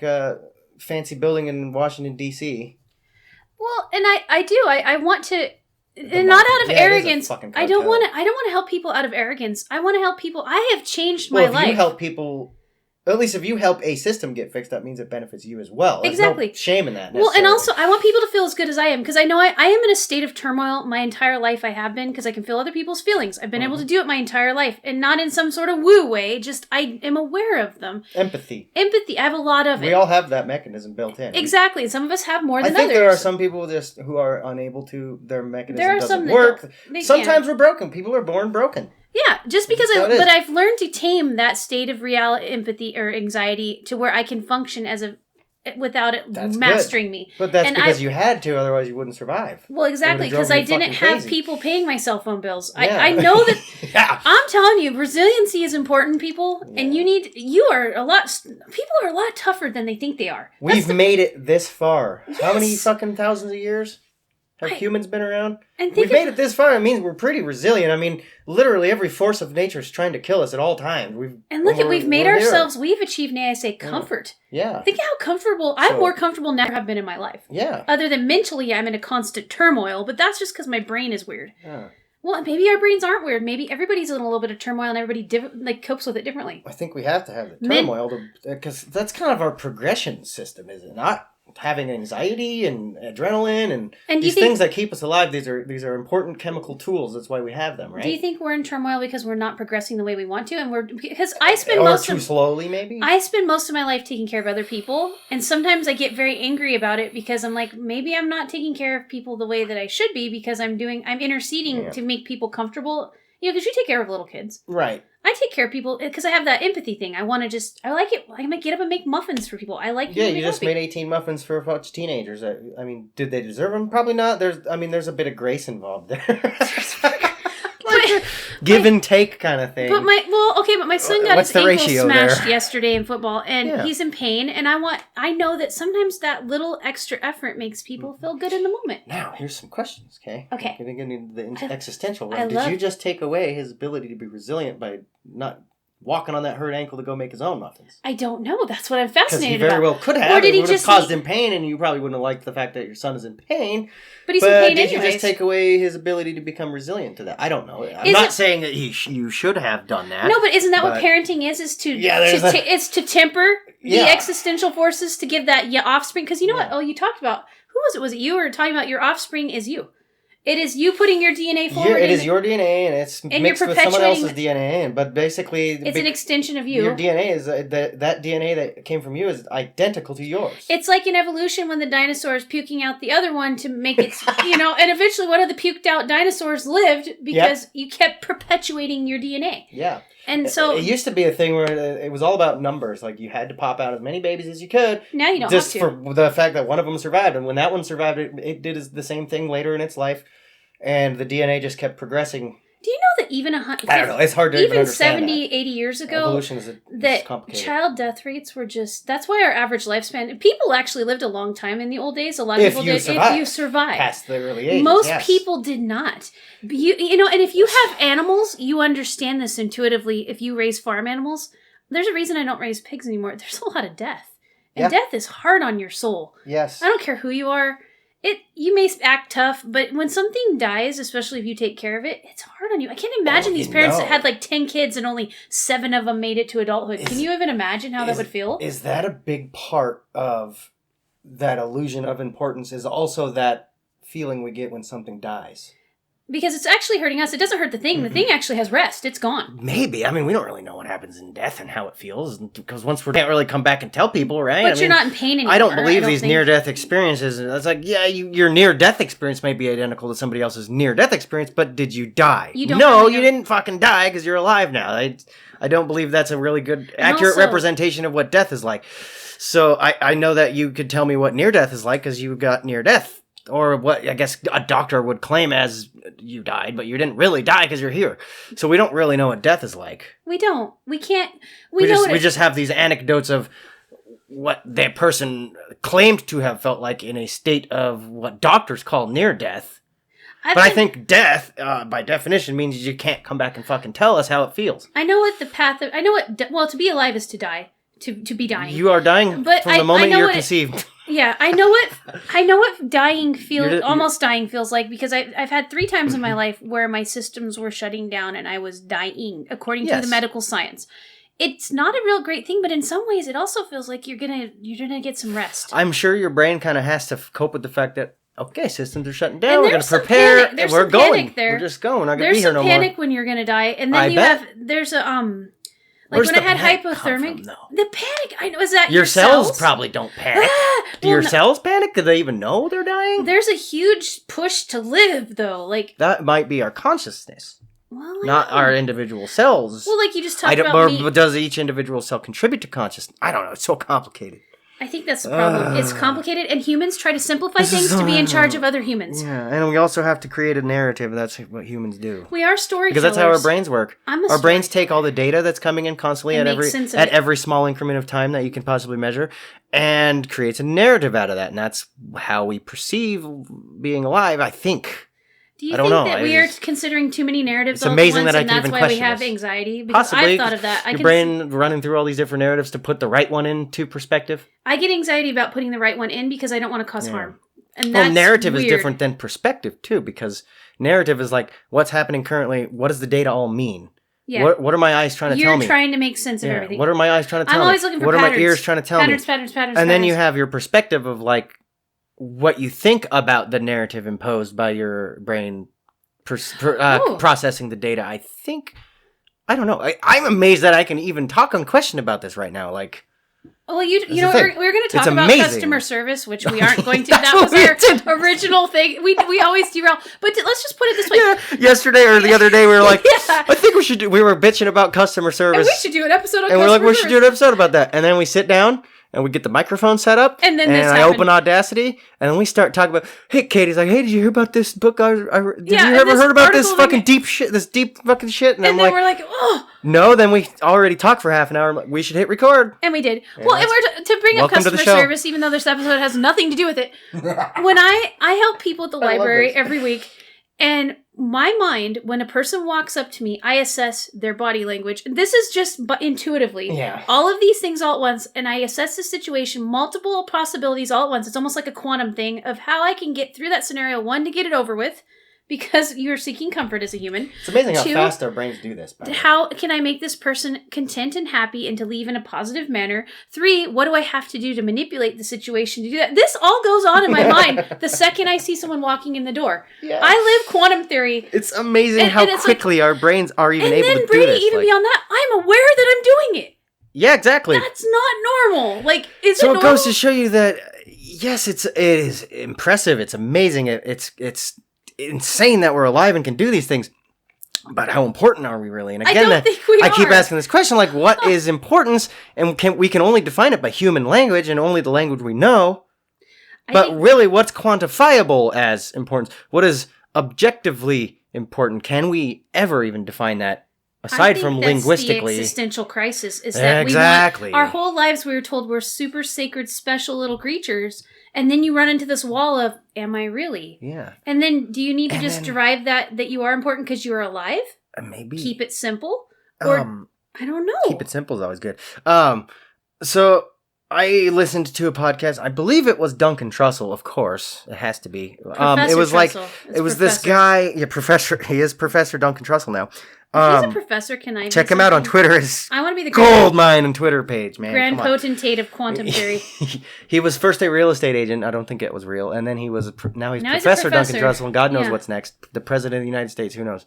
Vote Duncan Trussell 2099. I kind of want to write him in now. But yeah, no, I'd love to. I don't think he would take the job though. But anyway, I digress. Sorry, it's okay.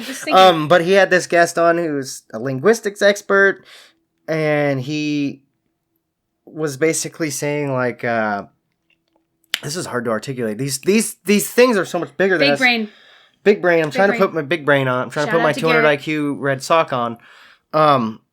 So he was saying like our perception of existence, our consciousness, the way we write the narrative of our life is all limited by our language. Like he was thinking like the people who have very primitive languages perceive life much differently than, like, say, people with a very affluent set of linguistics. And with grandiose adjectives. That was his theory, was like, your creation of this narrative that you're living through is limited by even the language that you know. Oh, I love that the way you so explain much. It's sort of beautiful. It is. It's very poetic in a way, too. I really like it. But then you kind of look back and you go, you know, how the ancient people used to explain things and how they used to perceive life with the language they had at the time. And it was limited by their ability to express themselves. And he talked about something amazing, which was his experiment that was done where these people were raised not learning a language. They had to create their own, essentially. I think it was a couple different sets of people and grew up isolated, no learning any language. They had to create their own to survive. And just like they were studying like how different their perception of reality is, and you know, it was amazing. And just how basically the entire experiment was to learn how language works in general. Like if they could figure out the Rosetta Stone, the universal language that we live by, so they could learn the mechanics of language in the first place and how our brain even does it in the first place. Like it's just amazing. Reality. I don't remember. So you make sense of reality. I need to go back and express yourself. Yeah, exactly. I'm sorry, I just did that. Like down it all gets filtered through our language center. No, that makes total sense because it's how your brain is ordering things. Yeah, how you even create the narrative. And then you express it. Yeah. Which is why people like art. but they were trying to figure out if there was a universal language to it all. Because Yeah, we there all is. we all perceive the data coming It's called common. in. It's in D&D. Yeah, exactly. Common.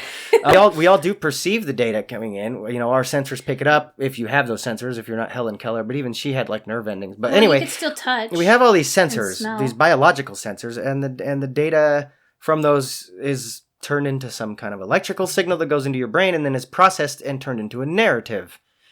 And that makes me wonder, like, and I'm probably digressing here from the point I was trying to make, but it makes me wonder, like, are we a fraction of time behind what we're actually perceiving? Because it does take time to move from, like, the nerve endings in your finger to your brain and then process and then put into the narrative that you're living. So we're buffering? Are we in a state of buffer? Like, that brings me back to the quantum physics question. Like, are we really on a subatomic level? Do we have an illusion? Things? Do we have an illusion of control, an illusion of perception? Or are we just riding this goddamn thing out and it's all just set forward in motion and we're just part of it and we're just riding it out? Is every word I'm fucking saying already going to happen because of the 10th dimension? It already happened, is happening, and is going to happen no matter what. All of time in one little singularity. Is every word I'm saying like predetermined by the course of movement from the very first particle that ever moved? But theologians have been fighting over this for millennia. That's the thing. Yeah, predestination versus free will is. But okay, light moves as particle in waves. Could it be a bit of both? I've always wondered this. I don't know. Could it be a bit of both though? Yeah. Could it be a little bit? You have some okay. You have roads to drive on. Yes. But then you get to steer the car. Yeah, that's true. I mean, the roads are already there. The roads are there. You have to steer the car. You could go off the road if you want. And then maybe there's more than one person driving the car. That's it. Oh, but anyway, here's the thing. I'm sorry. Here's the thing. No, that's okay. I'm but very excited. That brings a question like, are we gods?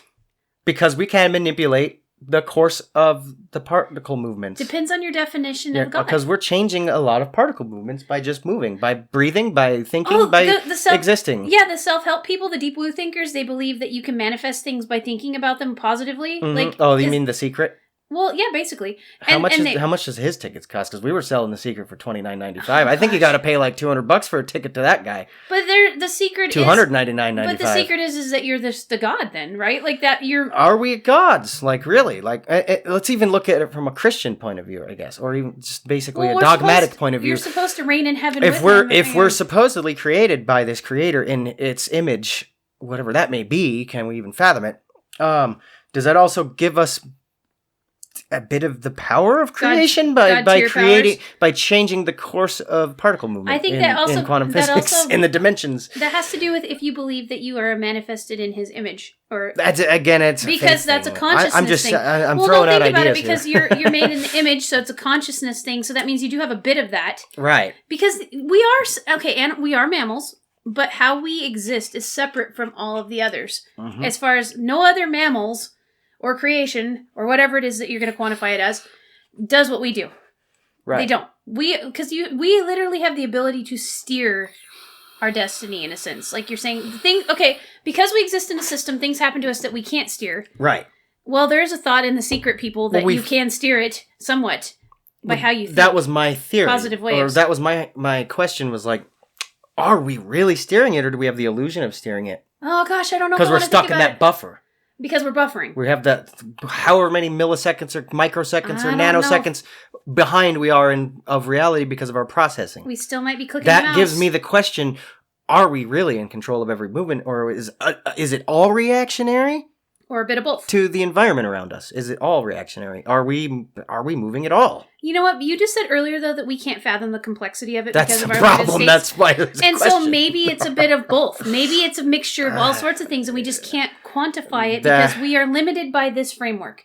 Maybe, and I feel like the framework that we exist in is beyond us a lot of the time anyways. I really do. Maybe that's where AI is going to come in. Maybe AI is going to understand these numbers, I'm very excited about quantum computing. The equation. Maybe AI is going to see where we're putting in the wrong numbers in the equation we were talking about, and you know where they're going to tell us the right goes. Number. Yeah, they're going to tell us where to put the exponent. They are. Oh, turns out you were supposed to impute a 3 there. But what is a 3? Numbers are linguistic as well. Well, I think that numbers are the language. The universe. They always say math is like the universal language, but is it really? But it's how. Well, and that's just kind of. I guess. I mean. Okay, it's constant. I can draw a 3, but if I want to say 3, I could make a million different shapes, and tell you that's could do three stick figures. But it's what that language represents. That's the universal language. But we just have no way to Maybe the universal language hasn't been brought out yet. Maybe it's there. We just haven't been able. to it's there. That was again that study where the people made a language. Well, I mean, there's that movie. So there's a language. Have you ever heard that movie Nell? There's a way about that girl that grew up and made her own language. It's from the 90s. That's very similar to that experiment. Yeah, it's probably based on that. It was. Or Rivals. She had her own language because she had grown up alone. Complete isolation. Isolation. Yeah. And you could understand her somewhat. But I don't know. Anyways, I understand what you're saying there. That's a very interesting That's interesting. It's complicated, too. I think that's the problem. And I don't even fucking understand it, so I'm just literally talking about what I've heard about it. But it brings up questions. Well, and that's why, you know what, my favorite thing on the whole entire planet is reading. I love the written word. I think it's the greatest thing. That's another language in the entire universe. Not only can we speak words, it's amazing that we can write down little shapes, and we've come up with this system of going, this shape means this sound, this shape means that thing. But there's an underlying, like, objective reality to what you're writing down or saying. You know what I mean? Has anybody? And we can make shapes or sounds for a million different ways, but there's something there. The universal that's word. Quantifiable behind all of that. That's what frustrates me, because I can't even say what it is. I can't even wrap my head around what it is. It's like on the tip of my brain. I do get frustrated. And I think we all have that. I feel like our limitations frustrate me. I would like to be so limited. We'll never like break to be beyond the. Again, I think that's where AI is going to come in. But are we ever? If AI figures out all this shit, is it even going to have a way to tap into our linguistics to explain it? I know are we even going to be able to understand? Like, is language itself limited? Or is our understanding completely limited because we can't... Even our interpretation of AI, like is there a ceiling? Like on the Avengers, what's his face? You know what I'm talking about? The red guy. The red guy. Yeah, what the hell is his name? I can't remember. Another example is in Watchmen, Dr. Manhattan. Well, yeah, they're human representations of all-knowing AI, but they're still very human. And I feel like... we always impose some kind of human-like things on our stories. Well, and I mean... to relate to it or understand it better, maybe? Well, and that's just it. How's it going to relate to us if it gets so far beyond us? Maybe that's why the guy was talking about the 101-year-old dude, about how they treat us like potted plants, how we treat plants. We cherish and love plants, but they're so far beyond our understanding. And we still rip plants out of the ground when they're harmful. Yeah. What's it like to be a plant? We'll never know, because we only understand what it's like to be a human, because that's what we are. That's the tools we have. That's the brain we have. Plants still communicate. We can't ever empathize with a plant. Because we don't have the same mechanics as they have. Damn it, Brady, now I'm thinking about a universal cosmos language. It's just, that's... My brain is going to be there already the rest fucking hurt. Day. My brain's already blown by the concept we're talking about. Every time we have a podcast, we are like super animated and excited after, and then after we have to go like almost take a nap because our brain, my brain is. I still have that. That's why we haven't stopped yet, because I'm on that. I'm riding that high. Well, my brain hurts pretty bad right now. And again, it all boils down to language. Everything you're hearing from us, it's just the podcast. It's just us talking, but that's language, right? So now I'm thinking about the Bible. The word was God, and there's that whole big 1 John thing. Yeah. Language is like, everybody acts like they understand that sentence, but that sentence, I think, is way beyond us. Language is this box, but inside this box is something that we can't even unpack. It's stuffed right in there, and it's like, but it's there. It hurts my brain to even try to explain this to you. I can't explain the thoughts that are going on in my brain right now, and I don't even know if my brain understands what I'm thinking about, so I'm kind of confused. Just think about all your little synapses right now. They're firing like, lights in Vegas. I'm probably blowing fuses left and right up there right now, like...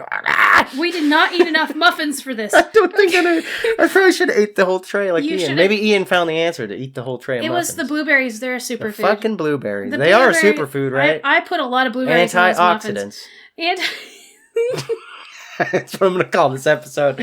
The antioxidant. The existential antioxidant. I don't know. But really, guys, like, I just find it's so fascinating. Maybe it's fascinating because it's on the tip of my brain. Why you guys are hearing these words, and these are just sounds. These are just particles vibrating in a specific pattern. And it goes into your eardrum, right? It replicates that pattern of vibration in your eardrum. Yes. And that moves bones, and those bones touch nerves, and those nerves send an electrical signal to your brain, I would assume identical to the frequency of the sound wave in every small increment of time. I just thought of something. Now listen. Keep going. Your brain goes, that pattern of sound means this, and then creates a narrative or a picture in your head, or converts it to some kind of way you understand it and can comprehend it and quantify it. And that's all this podcast is. You're quantifying my sound waves. But it also means something because we had a consensus on what those vibrations mean. Exactly. Which is this weird circle.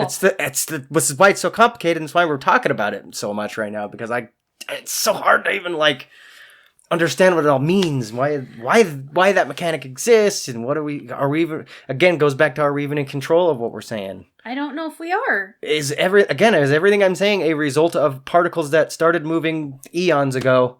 And it just kept moving, and basically chaos theory.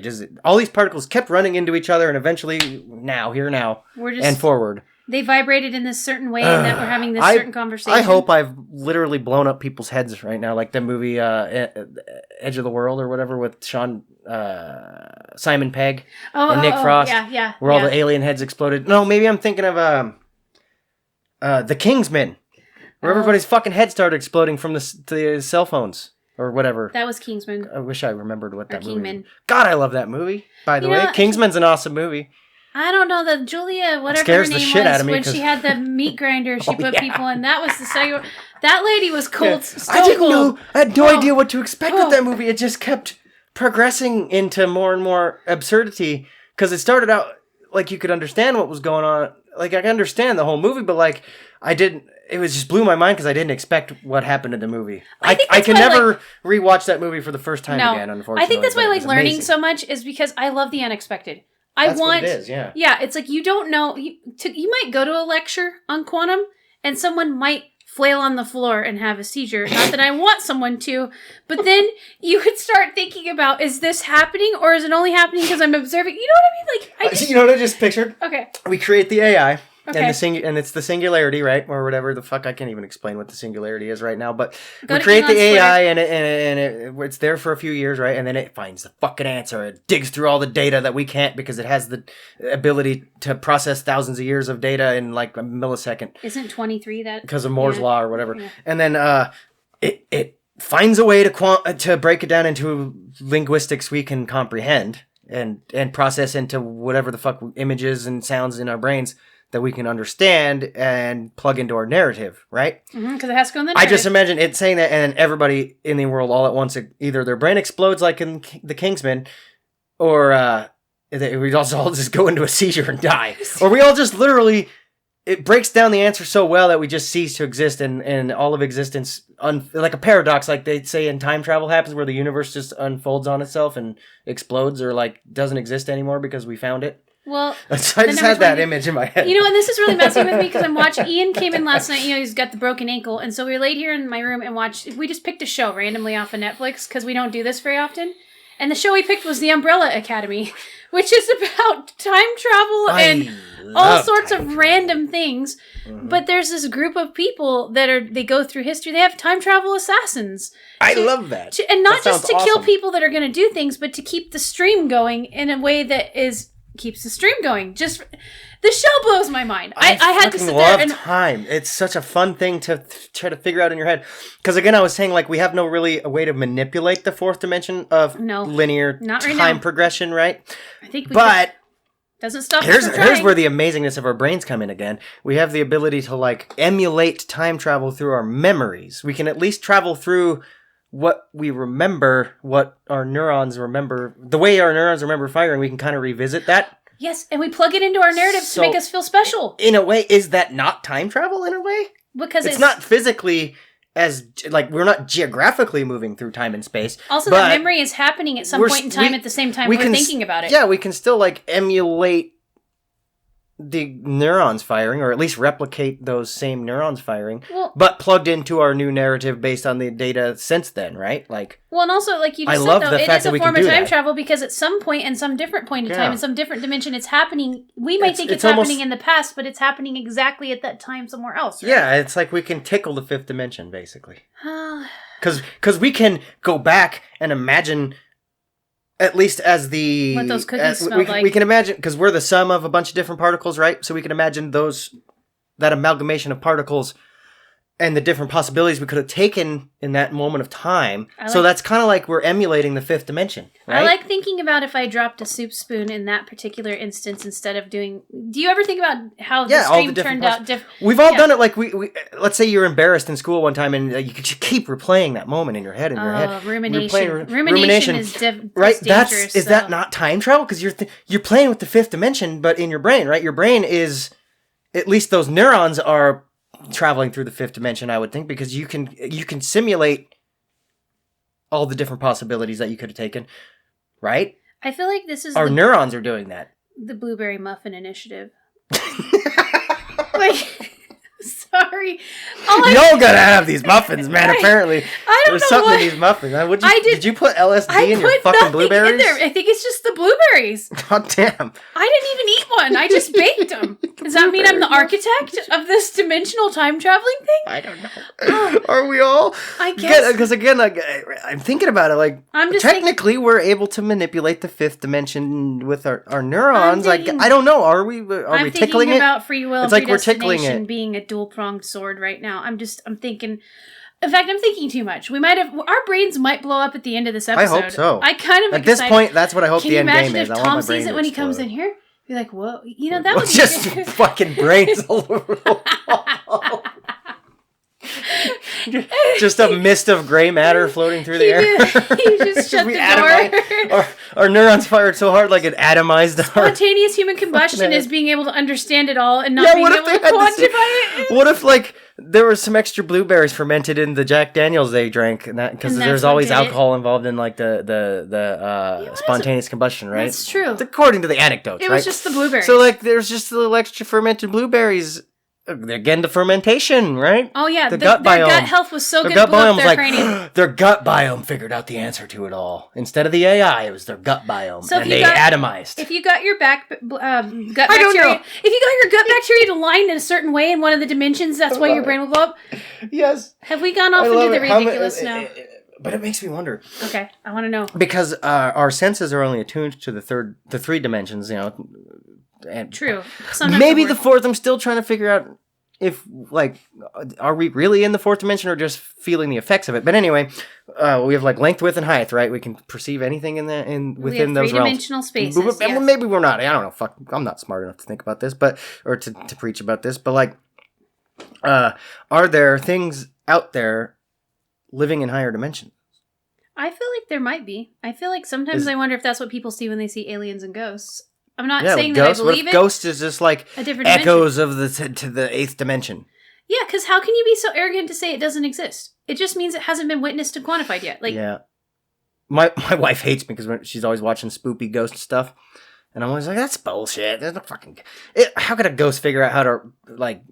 Because those spirit boxes, that's the one that really gets me. Oh, those spirit boxes, where it's like it's just a machine that, like, quickly quickly cycles through different radio frequencies. Obviously. Of, like, the radio, like, converting it to sound waves through a speaker, right? Like how we listen to fucking Rush Limbaugh, right?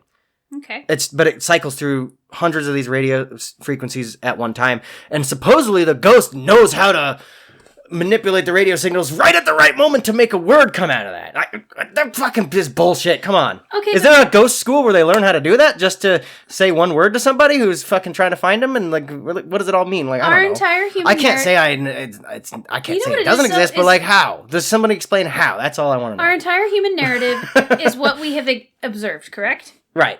And how we have linguistically put it to paper, so to speak. How we explain it to each other makes sense of all of it. Yeah. Well, what about ghosts and all those things? That's just how we can have explained the unexplainable. Maybe it's something completely different that our AI will discover, and then they'll explain it to us. AI discovers ghosts. Yeah. I'm kind of looking forward to and AI. Interacts with a lot them. of people are scared. If AI figures out that they're real, they're going to figure out how to, like, interact with them, right? Like, just like some Ghostbuster shit. Well, right? I hope that they water me as a plant so that I can learn some of this stuff. Oh, they'll water us if we're pretty enough, right? Oh, maybe that's why. Mind blown. Yeah. Maybe that's why we have this proclivity to, like, be beautiful. To worry about vanity so much, because we're being prepped to, since the Earth set us in motion to create the AI. Do we have to be the prettiest plant? If Mother Nature put us on this planet or groomed us through evolution to create the AI, What if that's why we're inherently worried about vanity, because we have to be the prettiest flower to the AI or whatever to survive? No. Maybe that's our survival mechanism for when the AI happens. Well, Did I just blow everybody's mind again? I blew my fucking mind. I want to be the amusing looking plant. Oh my god. The novelty plant. These big thoughts, man. I know deep. Or am I just full of shit? Is this all nonsense to you guys?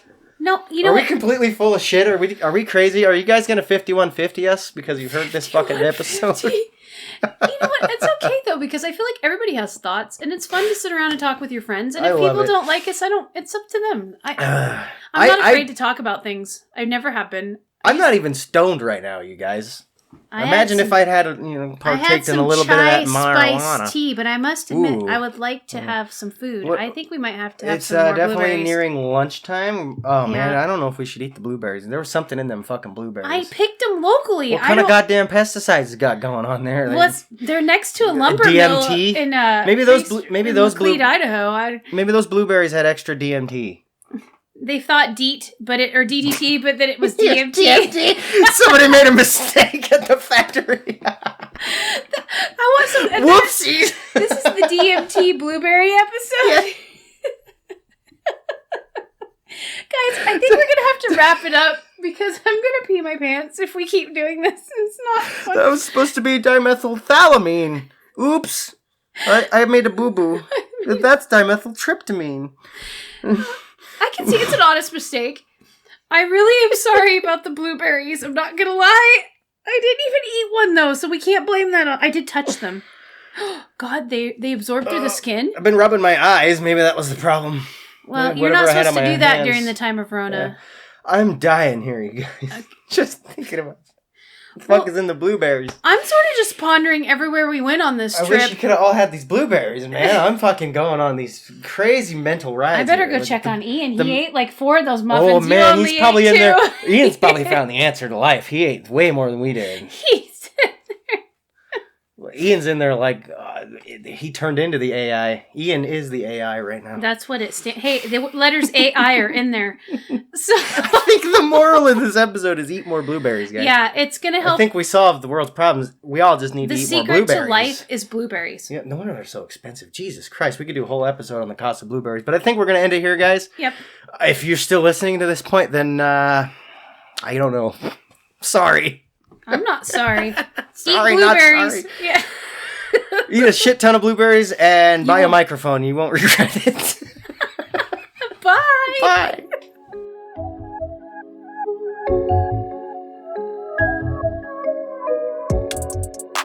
Wow, that surely was something. Thank you guys for listening. I hope you enjoyed our rambles. And now go have a blueberry smoothie. Indeed. But before you fire up that blender, make sure to get on our social media pages and tell us what you guys thought. And maybe discuss some of the topics we went through. There was numerous of them this time. And if you're on YouTube, make sure you hit like and subscribe if you haven't already. And have a good day.